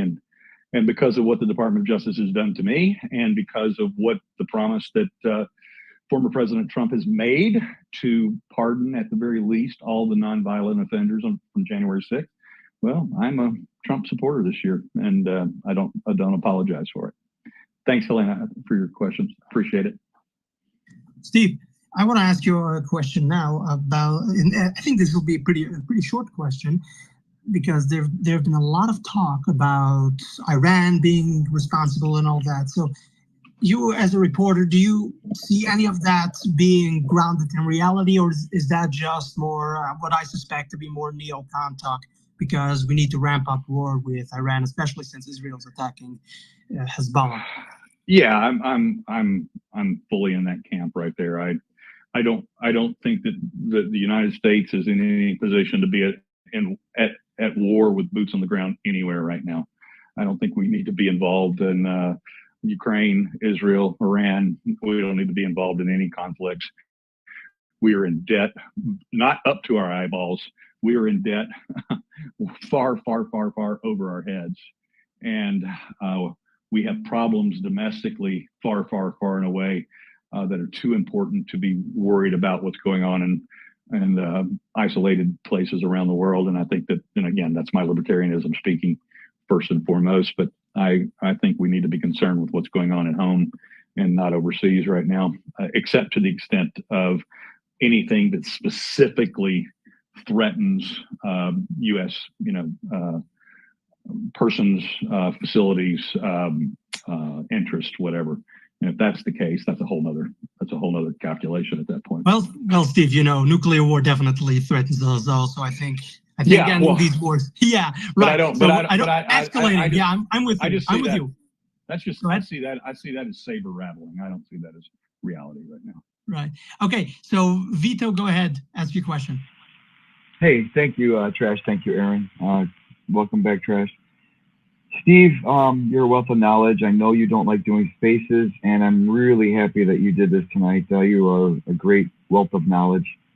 Aaron started to touch on the question I've been thinking about basically all day. I was really happy to see this scheduled space. Saw a tweet earlier in the day, Ann Vandersteel. Intelligence just in from the southern border, 9 surface-to-air missiles have been smuggled into the U.S. across the New Mexico border. Basically, she also quote tweeted a Donald Trump tweet. And his tweet was saying, hey, there's a lot of threats against me from Iran. These were supposed to be ground-to-air missiles to take him down, take his plane down. You're talking about Trump assassins. Both the Butler and the Florida very, very well. I haven't heard anything about this. Was that just maybe a BS tweet, or are there serious threats to Trump from Iran here in our domestic, in the U.S.? Kind of a two-pronged question. And thank you again for being here. And thanks for letting me on stage. Thank you. To the first thing about the surface-to-air missiles, if that is news, I would say, well, duh. I mean, it's not news to me. Not with as porous as our borders have been for the last many years. I mean, there's no God only knows what they have smuggled across. In fact, I think, and I won't get into what I know or what I don't know. I'll just say it is that I think that the only reason that they're not bringing in suitcase nukes or dirty bombs across our border is I think that the U.S. Government has the ability to track, no matter how well shielded they are. I think they have the ability to track those things worldwide and track the movement of nuclear weapons grade material. And so, but I mean, I wouldn't doubt any other types of conventional weapon system has been able to be brought across, except for maybe gigantic rail guns or something like that. But I wrote a story that I never published, and this was almost 40 years ago. That on one of my own trips to the Soviet Union, I was amazed at how easy it was to get across back in those days because there was no computers. They didn't know whether you had crossed previous borders. There was no way to check from one border crossing to the next what type of threat you might be at that time. And I wrote a fictional story about a young man like myself who was able to successfully bring in, and I was able to walk right into the Kremlin with a briefcase nuke. And so, and it's true, I could have done it. I could have done it myself in 1983. So I'm not saying I wouldn't be surprised at all that there are certain types of shoulder missiles or whatever being brought in across the border. I mean, it would. I hope that's not the case, but it wouldn't shock me. Okay. One more quick question, kind of personal, but it might touch some of the people here. I haven't been to a Trump rally. I'm in Chicago. He hasn't come out here. I really want to go to Butler, PA on October 5th. Mm-hmm. You're an investigative journalist, boots on the ground everywhere. I know with your J6, and by the way, good luck in your trial. Do you advise that to us, people that could be put in a weird situation? Like, it seems really, really important to me to go. I'd like to hear what your thoughts are. Well, first of all, I think it's one of the most brilliant political moves of Trump's, short political career, is to go back to Butler and reschedule and deliver the speech that he was not able to deliver that day. I mean, it is brilliant. It'll be covered. I mean, he'll get $1 billion worth of the equivalent of advertising. Everybody's complaining that Kamala Harris's campaign is spending, 4 or 5, maybe as much as 10 times as much as Trump is right now on advertising. He's going to, like I said, he's going to get $1 billion worth of coverage just by his return to Butler. And I think it'll be the most well protected. It will be as well protected and secure as any sitting president times 10 that day. So I don't think there's going to be any problems. Thank you very much for your time, and please do Spaces again. This is awesome. Thank you. I appreciate it. Well, how the people up here behaved, I guess, you may just start doing this, but that remains to be seen. Listen, so we originally discussed that we're going to do this for about 1 hour and 30 minutes, and if you want to go on, we can. Yeah, let's go. We can take it all the way up to 9 o'clock. That's fine. All right, great. So what I'm going to do now, I want to read from the comment section. So I'm going to read right now. And any errors that I make, I apologize. I have dyslexia, but anyway, I can read. Don't worry. Okay. So Kimberly C says the fact that the CIA is operating on U.S. soil is so egregious. If heads don't roll in the next administration, we are not going to be able to hold onto this country. Well, there's definitely something that I can agree with, because what do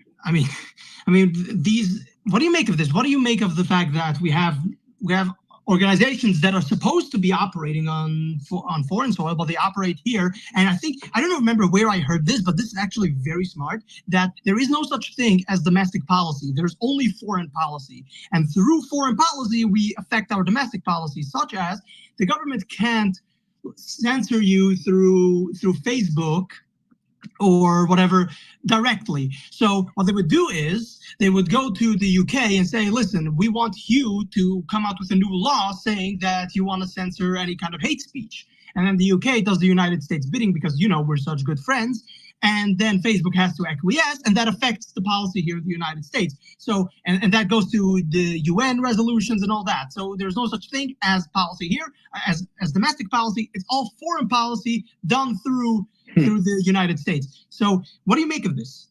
Well, let's just go back to your original premise about agencies like the CIA operating domestically. Look, there is no ifs, ands, or buts about it. The CIA, as well as the Department of Defense, despite what you think about posse comitatus, are operating domestically, but ostensibly they are operating against foreign threats domestically, which is where they get the right to do that. And sometimes they do that under what they call a MOU from the FBI, or Memorandum of Understanding. So suddenly a special forces unit from the Department of Defense, the Army or whatever, might operate domestically against a foreign target. And just by the way, since we've been on the space here, I've had somebody that actually sent me a warning, a private message, and said, please be careful when referring to the quote unquote dirty tricks department. It is read-in level stuff. Yes, so thank you for the warning. I'm well aware of that, and I have my dead man switches set up because I do talk about it publicly, and I'm going to be continuing to talk about it publicly. So if they do take me out, there's at least 10 other journalists that will be able to present the stories that we're working on regarding this very question right here. But the point being is that these agencies that we think are not supposed to be operating here are. We learned from a Judicial Watch FOIA request dump back here several months ago that CIA actually had boots on the ground on January 6th. Now, is that automatically a sign of the government up to bad behavior on January 6th, or that they were inciting people, or that members of the CIA or agents or assets of the CIA were acting as agents provocateur or something like that? No, it doesn't. It means that in DC, they always operate on the basis that there are foreign threats all the time. And the larger the crowd, the larger the possibility is that there would be foreign threats. And we happen to know, beyond any shadow of a doubt, not only from Judicial Watch and that particular release through the FOIA request, but also through our own investigations, that the Department of Defense had assets on the ground that day as well. What they were doing, we're not entirely sure yet, but we're working on that. And it's something that I've been working on for 3.5 years. All right. Let me see. The next question. Okay, so this one is from White Hat. How did they know that Daryl at Daryl that the perp was there for 12 hours? I'm not sure I exactly understand the question. Me neither. White Hat put up a new rephrase the question so I can understand it. Okay. Yeah, rephrase it and take somebody else's question. Ralph was found to be in possession of a machine gun. There were no police reports of explosives. That's from Stream Catcher Chris. That's not correct. We have the police report of his explosive arrest. It took place 5 or 6 months before the machine gun arrest. So we actually have the criminal records on that, and we published it. Right. Susan says, I found it really interesting that President Trump called out Iran today. Okay, so we already covered this. Let's see. And at Tripia Veteran, the federal acquisitions process moves at a genocidal pace. It's not surprising that the UAS capability doesn't exist within USSS. What is incriminating is that they aren't cooperating with DoD for Predator or Gray Eagle support. Yeah, again, I'm not sure. Yeah.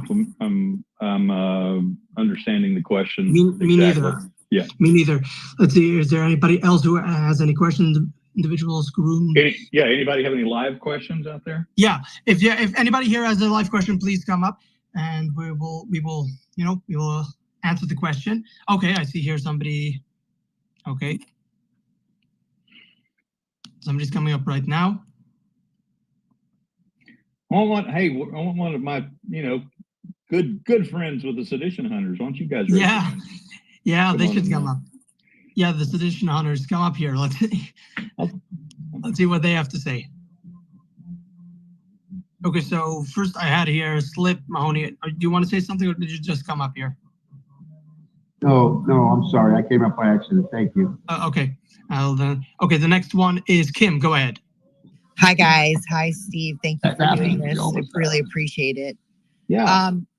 And thank you for the space, Trash and Aron. I wanted to come up and clarify White Hat's question. He was asking, how did they know that Ralph had been at the scene for 12 hours? And I think the answer is that they had the car GPS, correct?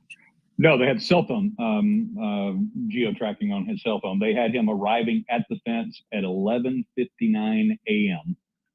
the night before. And then, of course, they allegedly shot at him right about 1:30. p.m. the next day. So he'd been there right at 11 and a half hours. And then they monitored his phone. Now, everybody wants to, this is just I think it's a humorous aside. Everybody keeps talking about the 6 cell phones that Ralph had and that was found in his possession. And that must be some evidence of his tradecraft with the intelligence agencies. I have no idea why he had 6 cell phones, but I know that he had very, very poor tradecraft if he brought a cell phone to the fence line with him. So that was a mistake. And if he was groomed or trained, he certainly was not. He certainly broke his training there. If that was he was not Secret Service, or he was not a spy employee of the month. No, and we're not talking about he wasn't. Not only was he not the CIA, HSI, FBI employee of the month, he was not a very sharp character. In fact, the law enforcement officials in North Carolina that we've spoken to said that he was a bit of a nutcase. All right, let's go to Big Al. Go ahead. Hey, this question is for Steve. Thanks for this space tonight. Steve, did you see Joe Biggs with the Proud Boys? Did you take any videos of him or pictures? Because I believe he's the one that was kind of orchestrating the breaking of windows and that kind of stuff. No, he was well ahead of me in my arrival at the Capitol, as well as my entry into the Capitol. He was way ahead of me in that regard. Right. And so, but then Joe Biggs, I don't know if he's still in jail or not, but there's some kind of odd background with him. Is he might have been at 4th Operation Psych Ops out of Fort Bragg, and yet he was leading a group of people called Proud Boys with orange hats and maybe some Ukrainians running around. It just seems kind of odd how this all happened, and those pictures were not part of the blue Trump hats, the red Trump hats.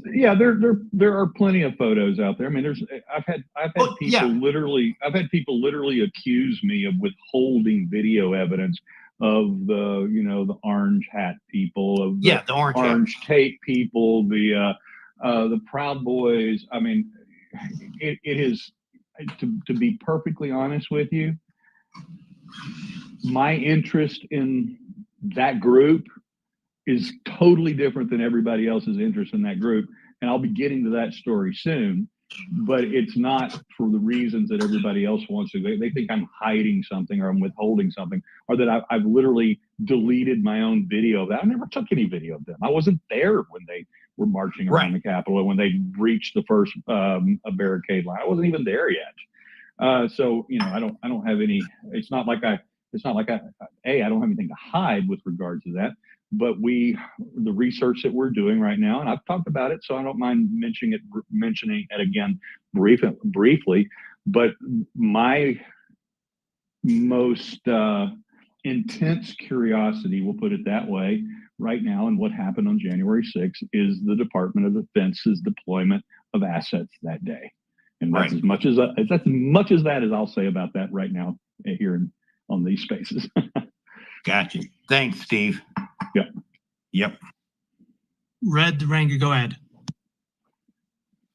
Yeah. Hey, can you hear me? Yep. Gotcha.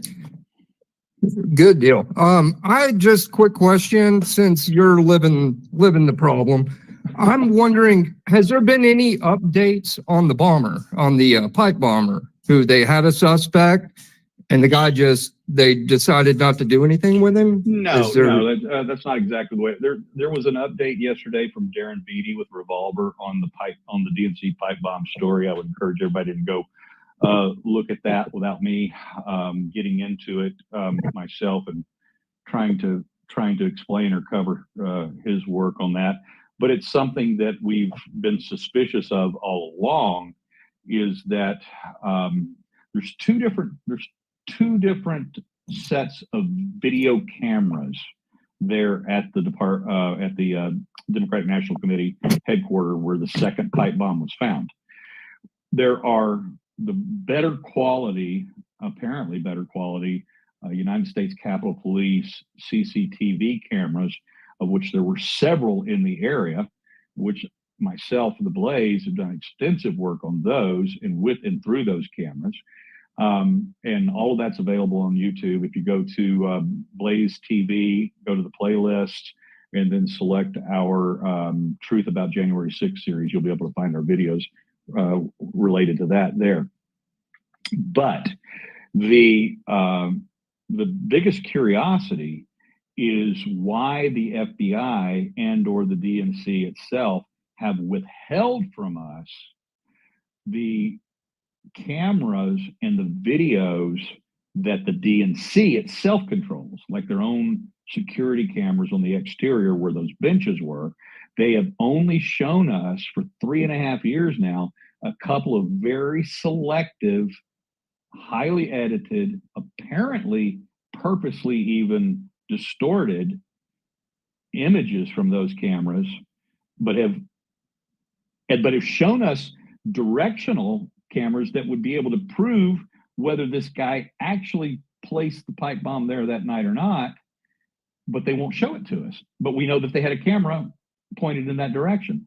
And Darren Beatty believes that they've deleted those. He thinks that they, based on testimonies that we've been able to call from, congressional testimonies and IG reports and such as that, is that it's very likely that those cameras, which would answer some serious questions, have been deleted. And I don't know if they've been deleted or not, but they're sure as hell not showing them to us. But they've shown us other footage from the same camera, and so it's very hard to believe that they would not have preserved that in their totality. So there's something being withheld from us there. Then, as it relates to the bomber itself, to my knowledge, no one has ever known who the hoodie, the scrawny, 5'7", thin, he or she, I think it's a she, person that on the evening of the January 5th allegedly dropped the bombs at the RNC and at the DNC. So we have reason to believe through testimony, through whistleblower Kyle Seraphin, who was on that task force, and then they were pulled off of a lead there, that they were actually on the trail, not of that individual, but of somebody who may have had association with that individual, and then they were pulled off of it. And that's about as far as I can go on it right now. Yeah, and if you want some more, you should definitely look up his profile on The Blaze. You will find all of his reporting there. I'm telling you that it gets crazier. A lot of things get crazier once you really look into the pipe bomb story. Just an interesting thing. Yeah, especially the DNC pipe bomb story, because it has much more camera coverage. Exactly. The RNC bomb was dropped in a alleyway behind the Capitol Hill Club. It was actually right behind the Capitol Hill Club, which is next to across the alley from the RNC, and there was no cameras down in that alleyway. Yeah, it is definitely weird. I'll just do one thing that'll like entice the viewers to go look at that, is that it seems as though the pipe bomb itself was inoperable. I think we could use that word. It was highly inoperable. The dogs were not sniffing it out. They were not reacting to it. So yeah, it seems as though the bombs were not operable. They weren't supposed to do any damage for some reason. So that only makes it even more weird. All right, let's go to Abby. Hi, thank you. I've got a question that is not about January 6th. Mm-hmm. So you may want me to stop after I ask the question. No, go ahead. Okay. Ask the question. Last night, I got a breaking news pop up that took me to YouTube, and it was a man who had been investigating Osama bin Laden's, time period. Mm-hmm. The SEAL Team 6 that was destroyed, and I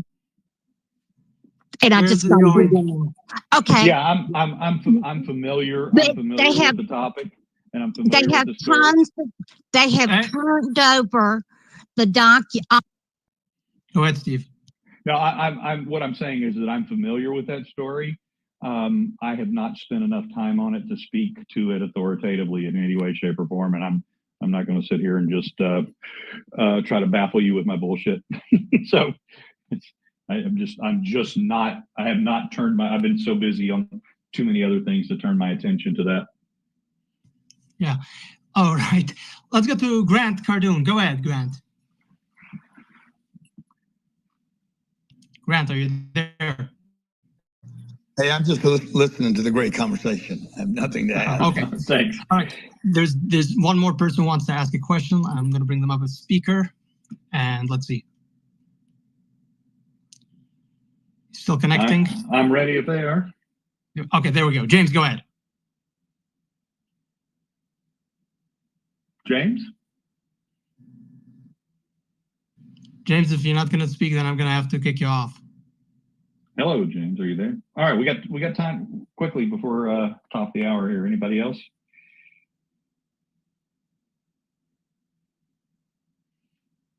All right.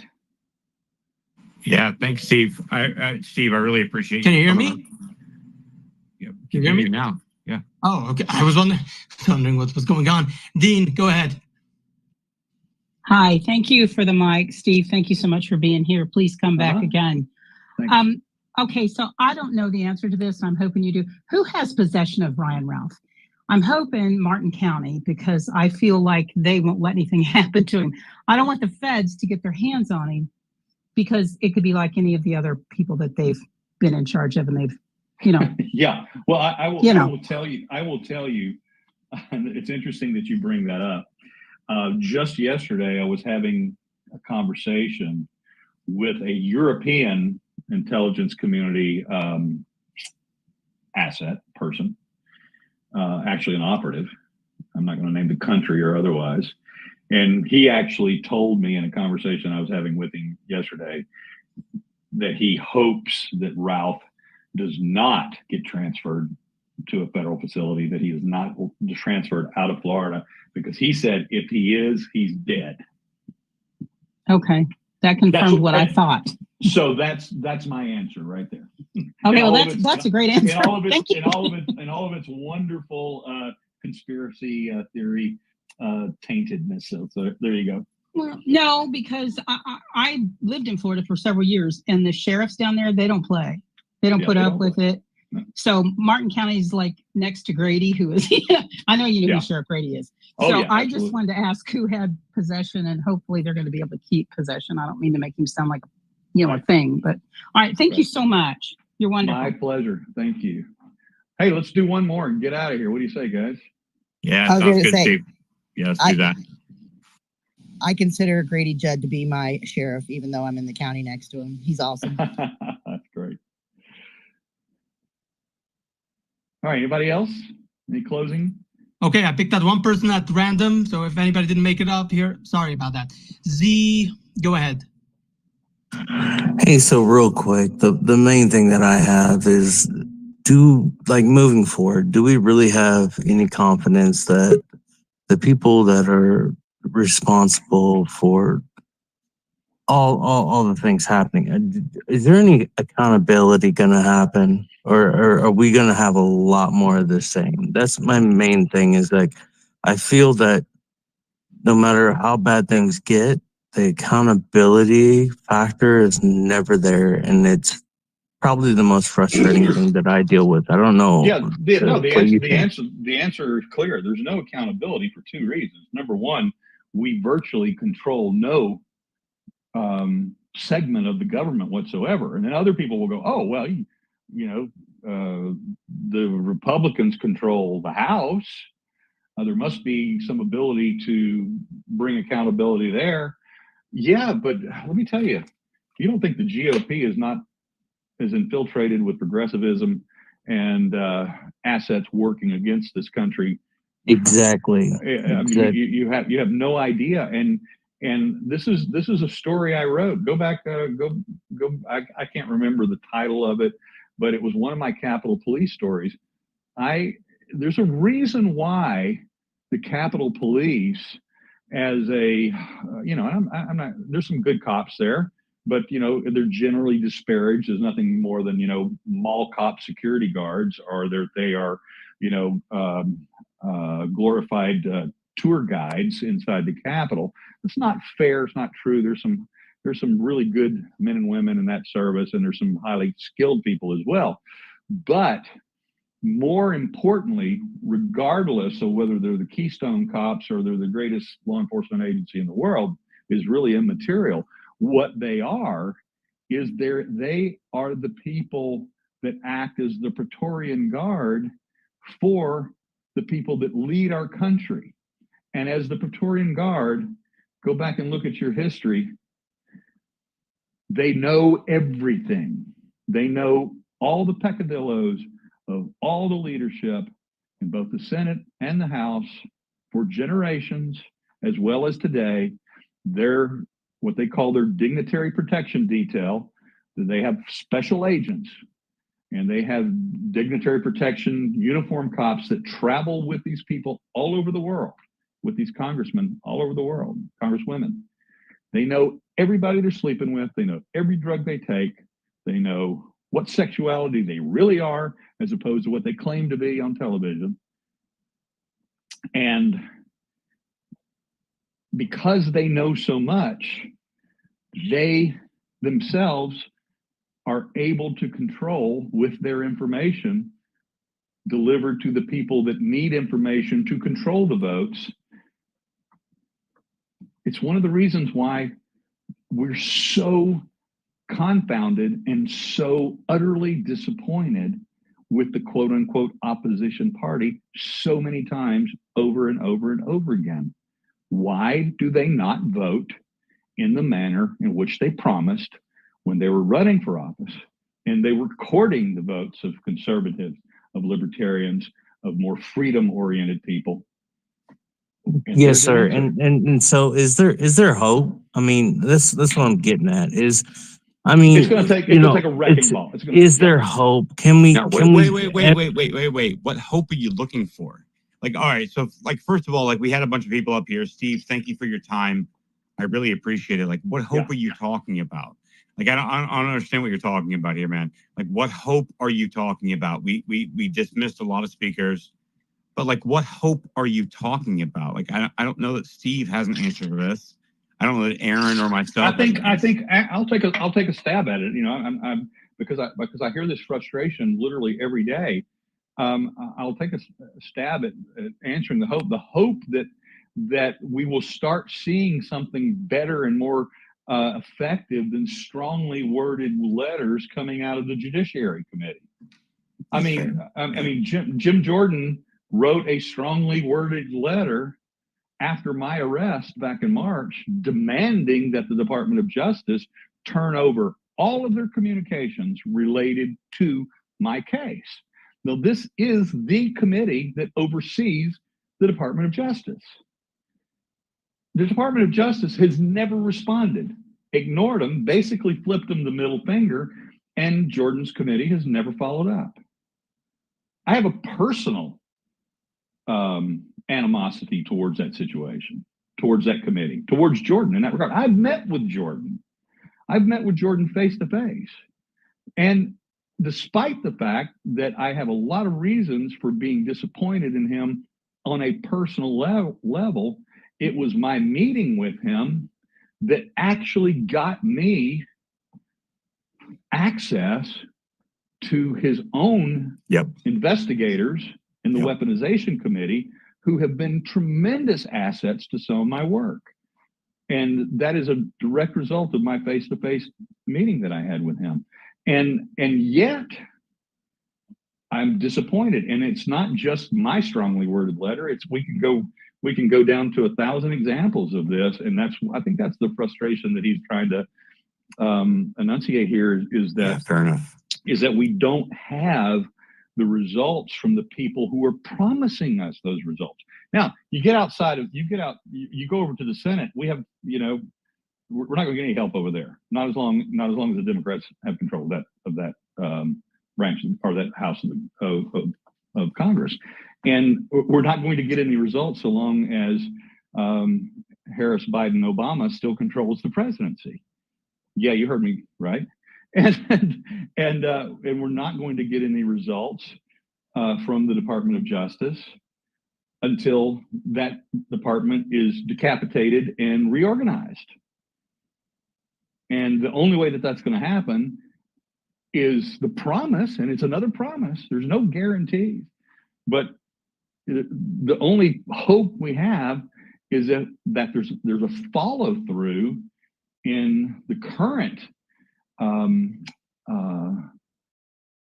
promises from one, named, former President Trump in his his current candidacy for the office again. If he follows through with his promises, he unleashes RFK Jr. He brings in Elon Musk, to oversee an 80% slashing of all of the government departments, like Malay down in Argentina. If we get something like that, then we'll see some results. But I don't know, man. Is there hope? That's all we have. That's all we have is hope right now.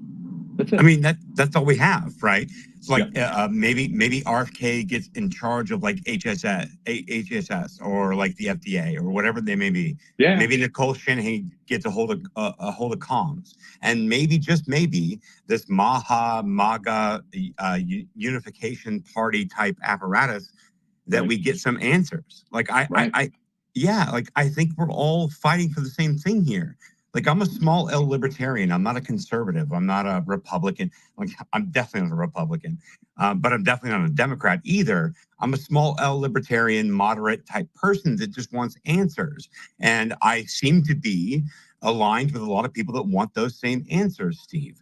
And I think that you have been more than gracious with your time, but you're also saying the same things that we're saying here, is that, like, we want answers. We want accountability. We want, all right, let's get the best people in there for the job. And if we can get those people in there for the job, then maybe, just maybe, we can fix this country. And maybe, just maybe, we can get to a path where we get these answers. Dude, Steve, thank you so much for this space. Thank you, guys. Aaron, go ahead. Yeah, Steve, before you go, I want you first to, tell us what to look out for on your reporting on the website. And before you do, everybody right now, if you're interested to see what he's been reporting on, up on the bubble, up on the Megatron, Teletron, whatever you want to call it, is the link to the Blaze website. Go there and write to one of his stories, which we talked already about. Go there, you'll find everything you need to know. You can click on his profile on the Blaze and you'll have all of his reporting. Okay, go ahead, Steve. Let us know if there's anything else that you're working on. Yeah, the one thing that we've been promising for about 4 months now is it's probably 4 or 5 months ago, we released our trailer to our final video series on the United States former Capitol Police Officer Harry Dunn. It's called A Day in the Life of Harry Dunn, and we've decided to release it in 3 parts now. So the part 1 is in its final edit. I saw what I think is going to be the final edit today, and if that is the case and it's signed off on by our editors and such, we should be rolling that out early next week, if not on Monday itself. I'm very excited to finally get that down because we've been promising it for a long time. But, as I said earlier on these spaces, people got to quit shooting at Trump so I can get my work done that I want to be doing. And that's one of the big projects that's been on the burner for a long time. And the reason why it's important, it's more topical today than it ever has been. Because, as you know, Harry Dunn not only ran for Congress recently and lost in the primary, but he also has been out on the road campaigning originally for Biden. Now he's out on the road campaigning for Harris. He's continuing to stay in the public eye. And our series, again, if you want to go back and and look at some of the other things that we've done about Harry Dunn, I don't have a I don't have a personal animosity towards Harry Dunn. It's just that everything he's ever said about January 6th is a lie. And we're going to show it and prove it finally in one final kill shot here. He has lied in testimony before Congress. He has lied in testimony in January 6th cases. He's lied prolifically in his own book. And we're going to show by virtue of the evidence of the Capitol CC television that the guy couldn't tell the truth if he wanted to, that everything that he said he did, everywhere he said he was, at whatever time he said he was going to be there, everything that he either wasn't doing what he said he was going to do, or he was doing something completely different than what he said he was doing, and at a different place and at a different time. And it is just it's a mess. But the reason that I focused on Dunn is because, specifically more than anything else, of the fact that he contributed to the unfair and invalid convictions of the Oath Keepers in those trials. And that's because he was suborned into perjury in cooperation with another Capitol Police officer, Special Agent David Lazarus, and they colluded in a story that is a massive lie that we've been able to conclusively prove was perjury by our video access that we had in Capitol CCTV. So there we go. That brings it full circle to the very first comments I made 2 hours ago. So thank you guys for having me. I really appreciate it. Thank you, Steve. You've been more than gracious and generous with your time. And thank you very much. And I hope to see more of you. I will be watching you on Gonzalez tonight, right? Yeah, go. That's right. At the exact same time that we started this at 6, I had pre-taped my appearance tonight on the Sarah Gonzalez, the Unfiltered show on Blaze TV. So that's up there on YouTube. Everybody can go watch it for free right now. All right. Absolutely. Okay. Thank you. Thank you very much. Good night, guys. All right, Trash. Yeah, I'm here. Yeah, this has been great. You want to end it right now? Yeah. I think we should probably close it up. So it's Steve, thank you so much, man. I think that we have a lot to talk about moving forward. I also think that what Steve is talking about in retrospect, in his past, in his present, is very prescient. And I think that a lot of things that we've discussed tonight was actually a big deal. So thank you guys for coming into the space. I appreciate you guys. Love you guys. I'll see you tomorrow night, actually. I'm actually going to hold a space tomorrow night. I want to talk about all this. Because what we talked about tonight was fucking heavy. It was huge. I'm here for it. And we're going to talk about it tomorrow night. We have a lot of shit to bring up tomorrow night. I will probably join spaces tonight. I'm on left coast time, so that means it's 6:10. So I'm going to eat some dinner. I'm going to do my thing, and then I'm going to join some more spaces tonight. And I love you guys. This was a huge get. This was a huge get. Absolutely. By the way, I just want to make sure that the audience understands. By the way, I just want to give you also a shout out, Trash, because you just came from out of country. Dude, I was in China. I was in fucking China. I arrived. Yeah. We organized this more or less it was a last minute thing, and we actually organized it. So hell yeah, we're actually doing stuff. So guys, these things do not happen out of nowhere. These things take time and a lot of talking behind the scenes. So Trash, you did awesome. Thank you very much. This has been a very good conversation. So good, man. And I hope to see you guys soon. I love you guys. I love you, Americans. I love you guys that love America outside this country. I fucking love you guys. And I can't tell you enough. We have 38, 39 days. And you have people like Steve Baker. You have Aron Politidoxy, who has been out here doing these things, who has pressured me, who has pushed me. He was like, Aron, listen, I'm doing these things. I'm like, bro, I'm in the fucking airport. Calm down. Stop pushing on me. I got shit to do. He's like, no. We're going to have a space, and we're going to have Steve in here, and we're going to talk about these things. I'm like, yeah, of course. We're going to talk about these things, of course. But also, we have some great American patriots out here. We got some great American patriots inside the Trump campaign. When they're being pushed upon. We've got people like America Mission and Jen Lawrence and Dustin Stockton, all these people that are pushing on these things. We've got my friend Millie Weaver, and we've got Political Savvy. savvies out here in the Trump campaign. We get a lot of people that are trying to push forth the interest of this country. And Steve Baker, being a libertarian, he's not a conservative or a Republican or a Democrat or whatever. Like, he has his own views. But there are people out here doing the fucking work. And if you're not following these people doing the fucking work, then what are you doing? And so, like, maybe our alliances move with the Blaze. Maybe our alliances move with Fox News. Maybe our alliances move with many of these other independent media allies. But we're all out here trying to make a difference, and we got 38 days to do so. And then we got another 4 years to do so. Then we got another 8 years to do so. Then we got another 12 years to do so. So I appreciate you guys coming in here, and we had a great get. Steve Baker, that dude, I fucking love Steve.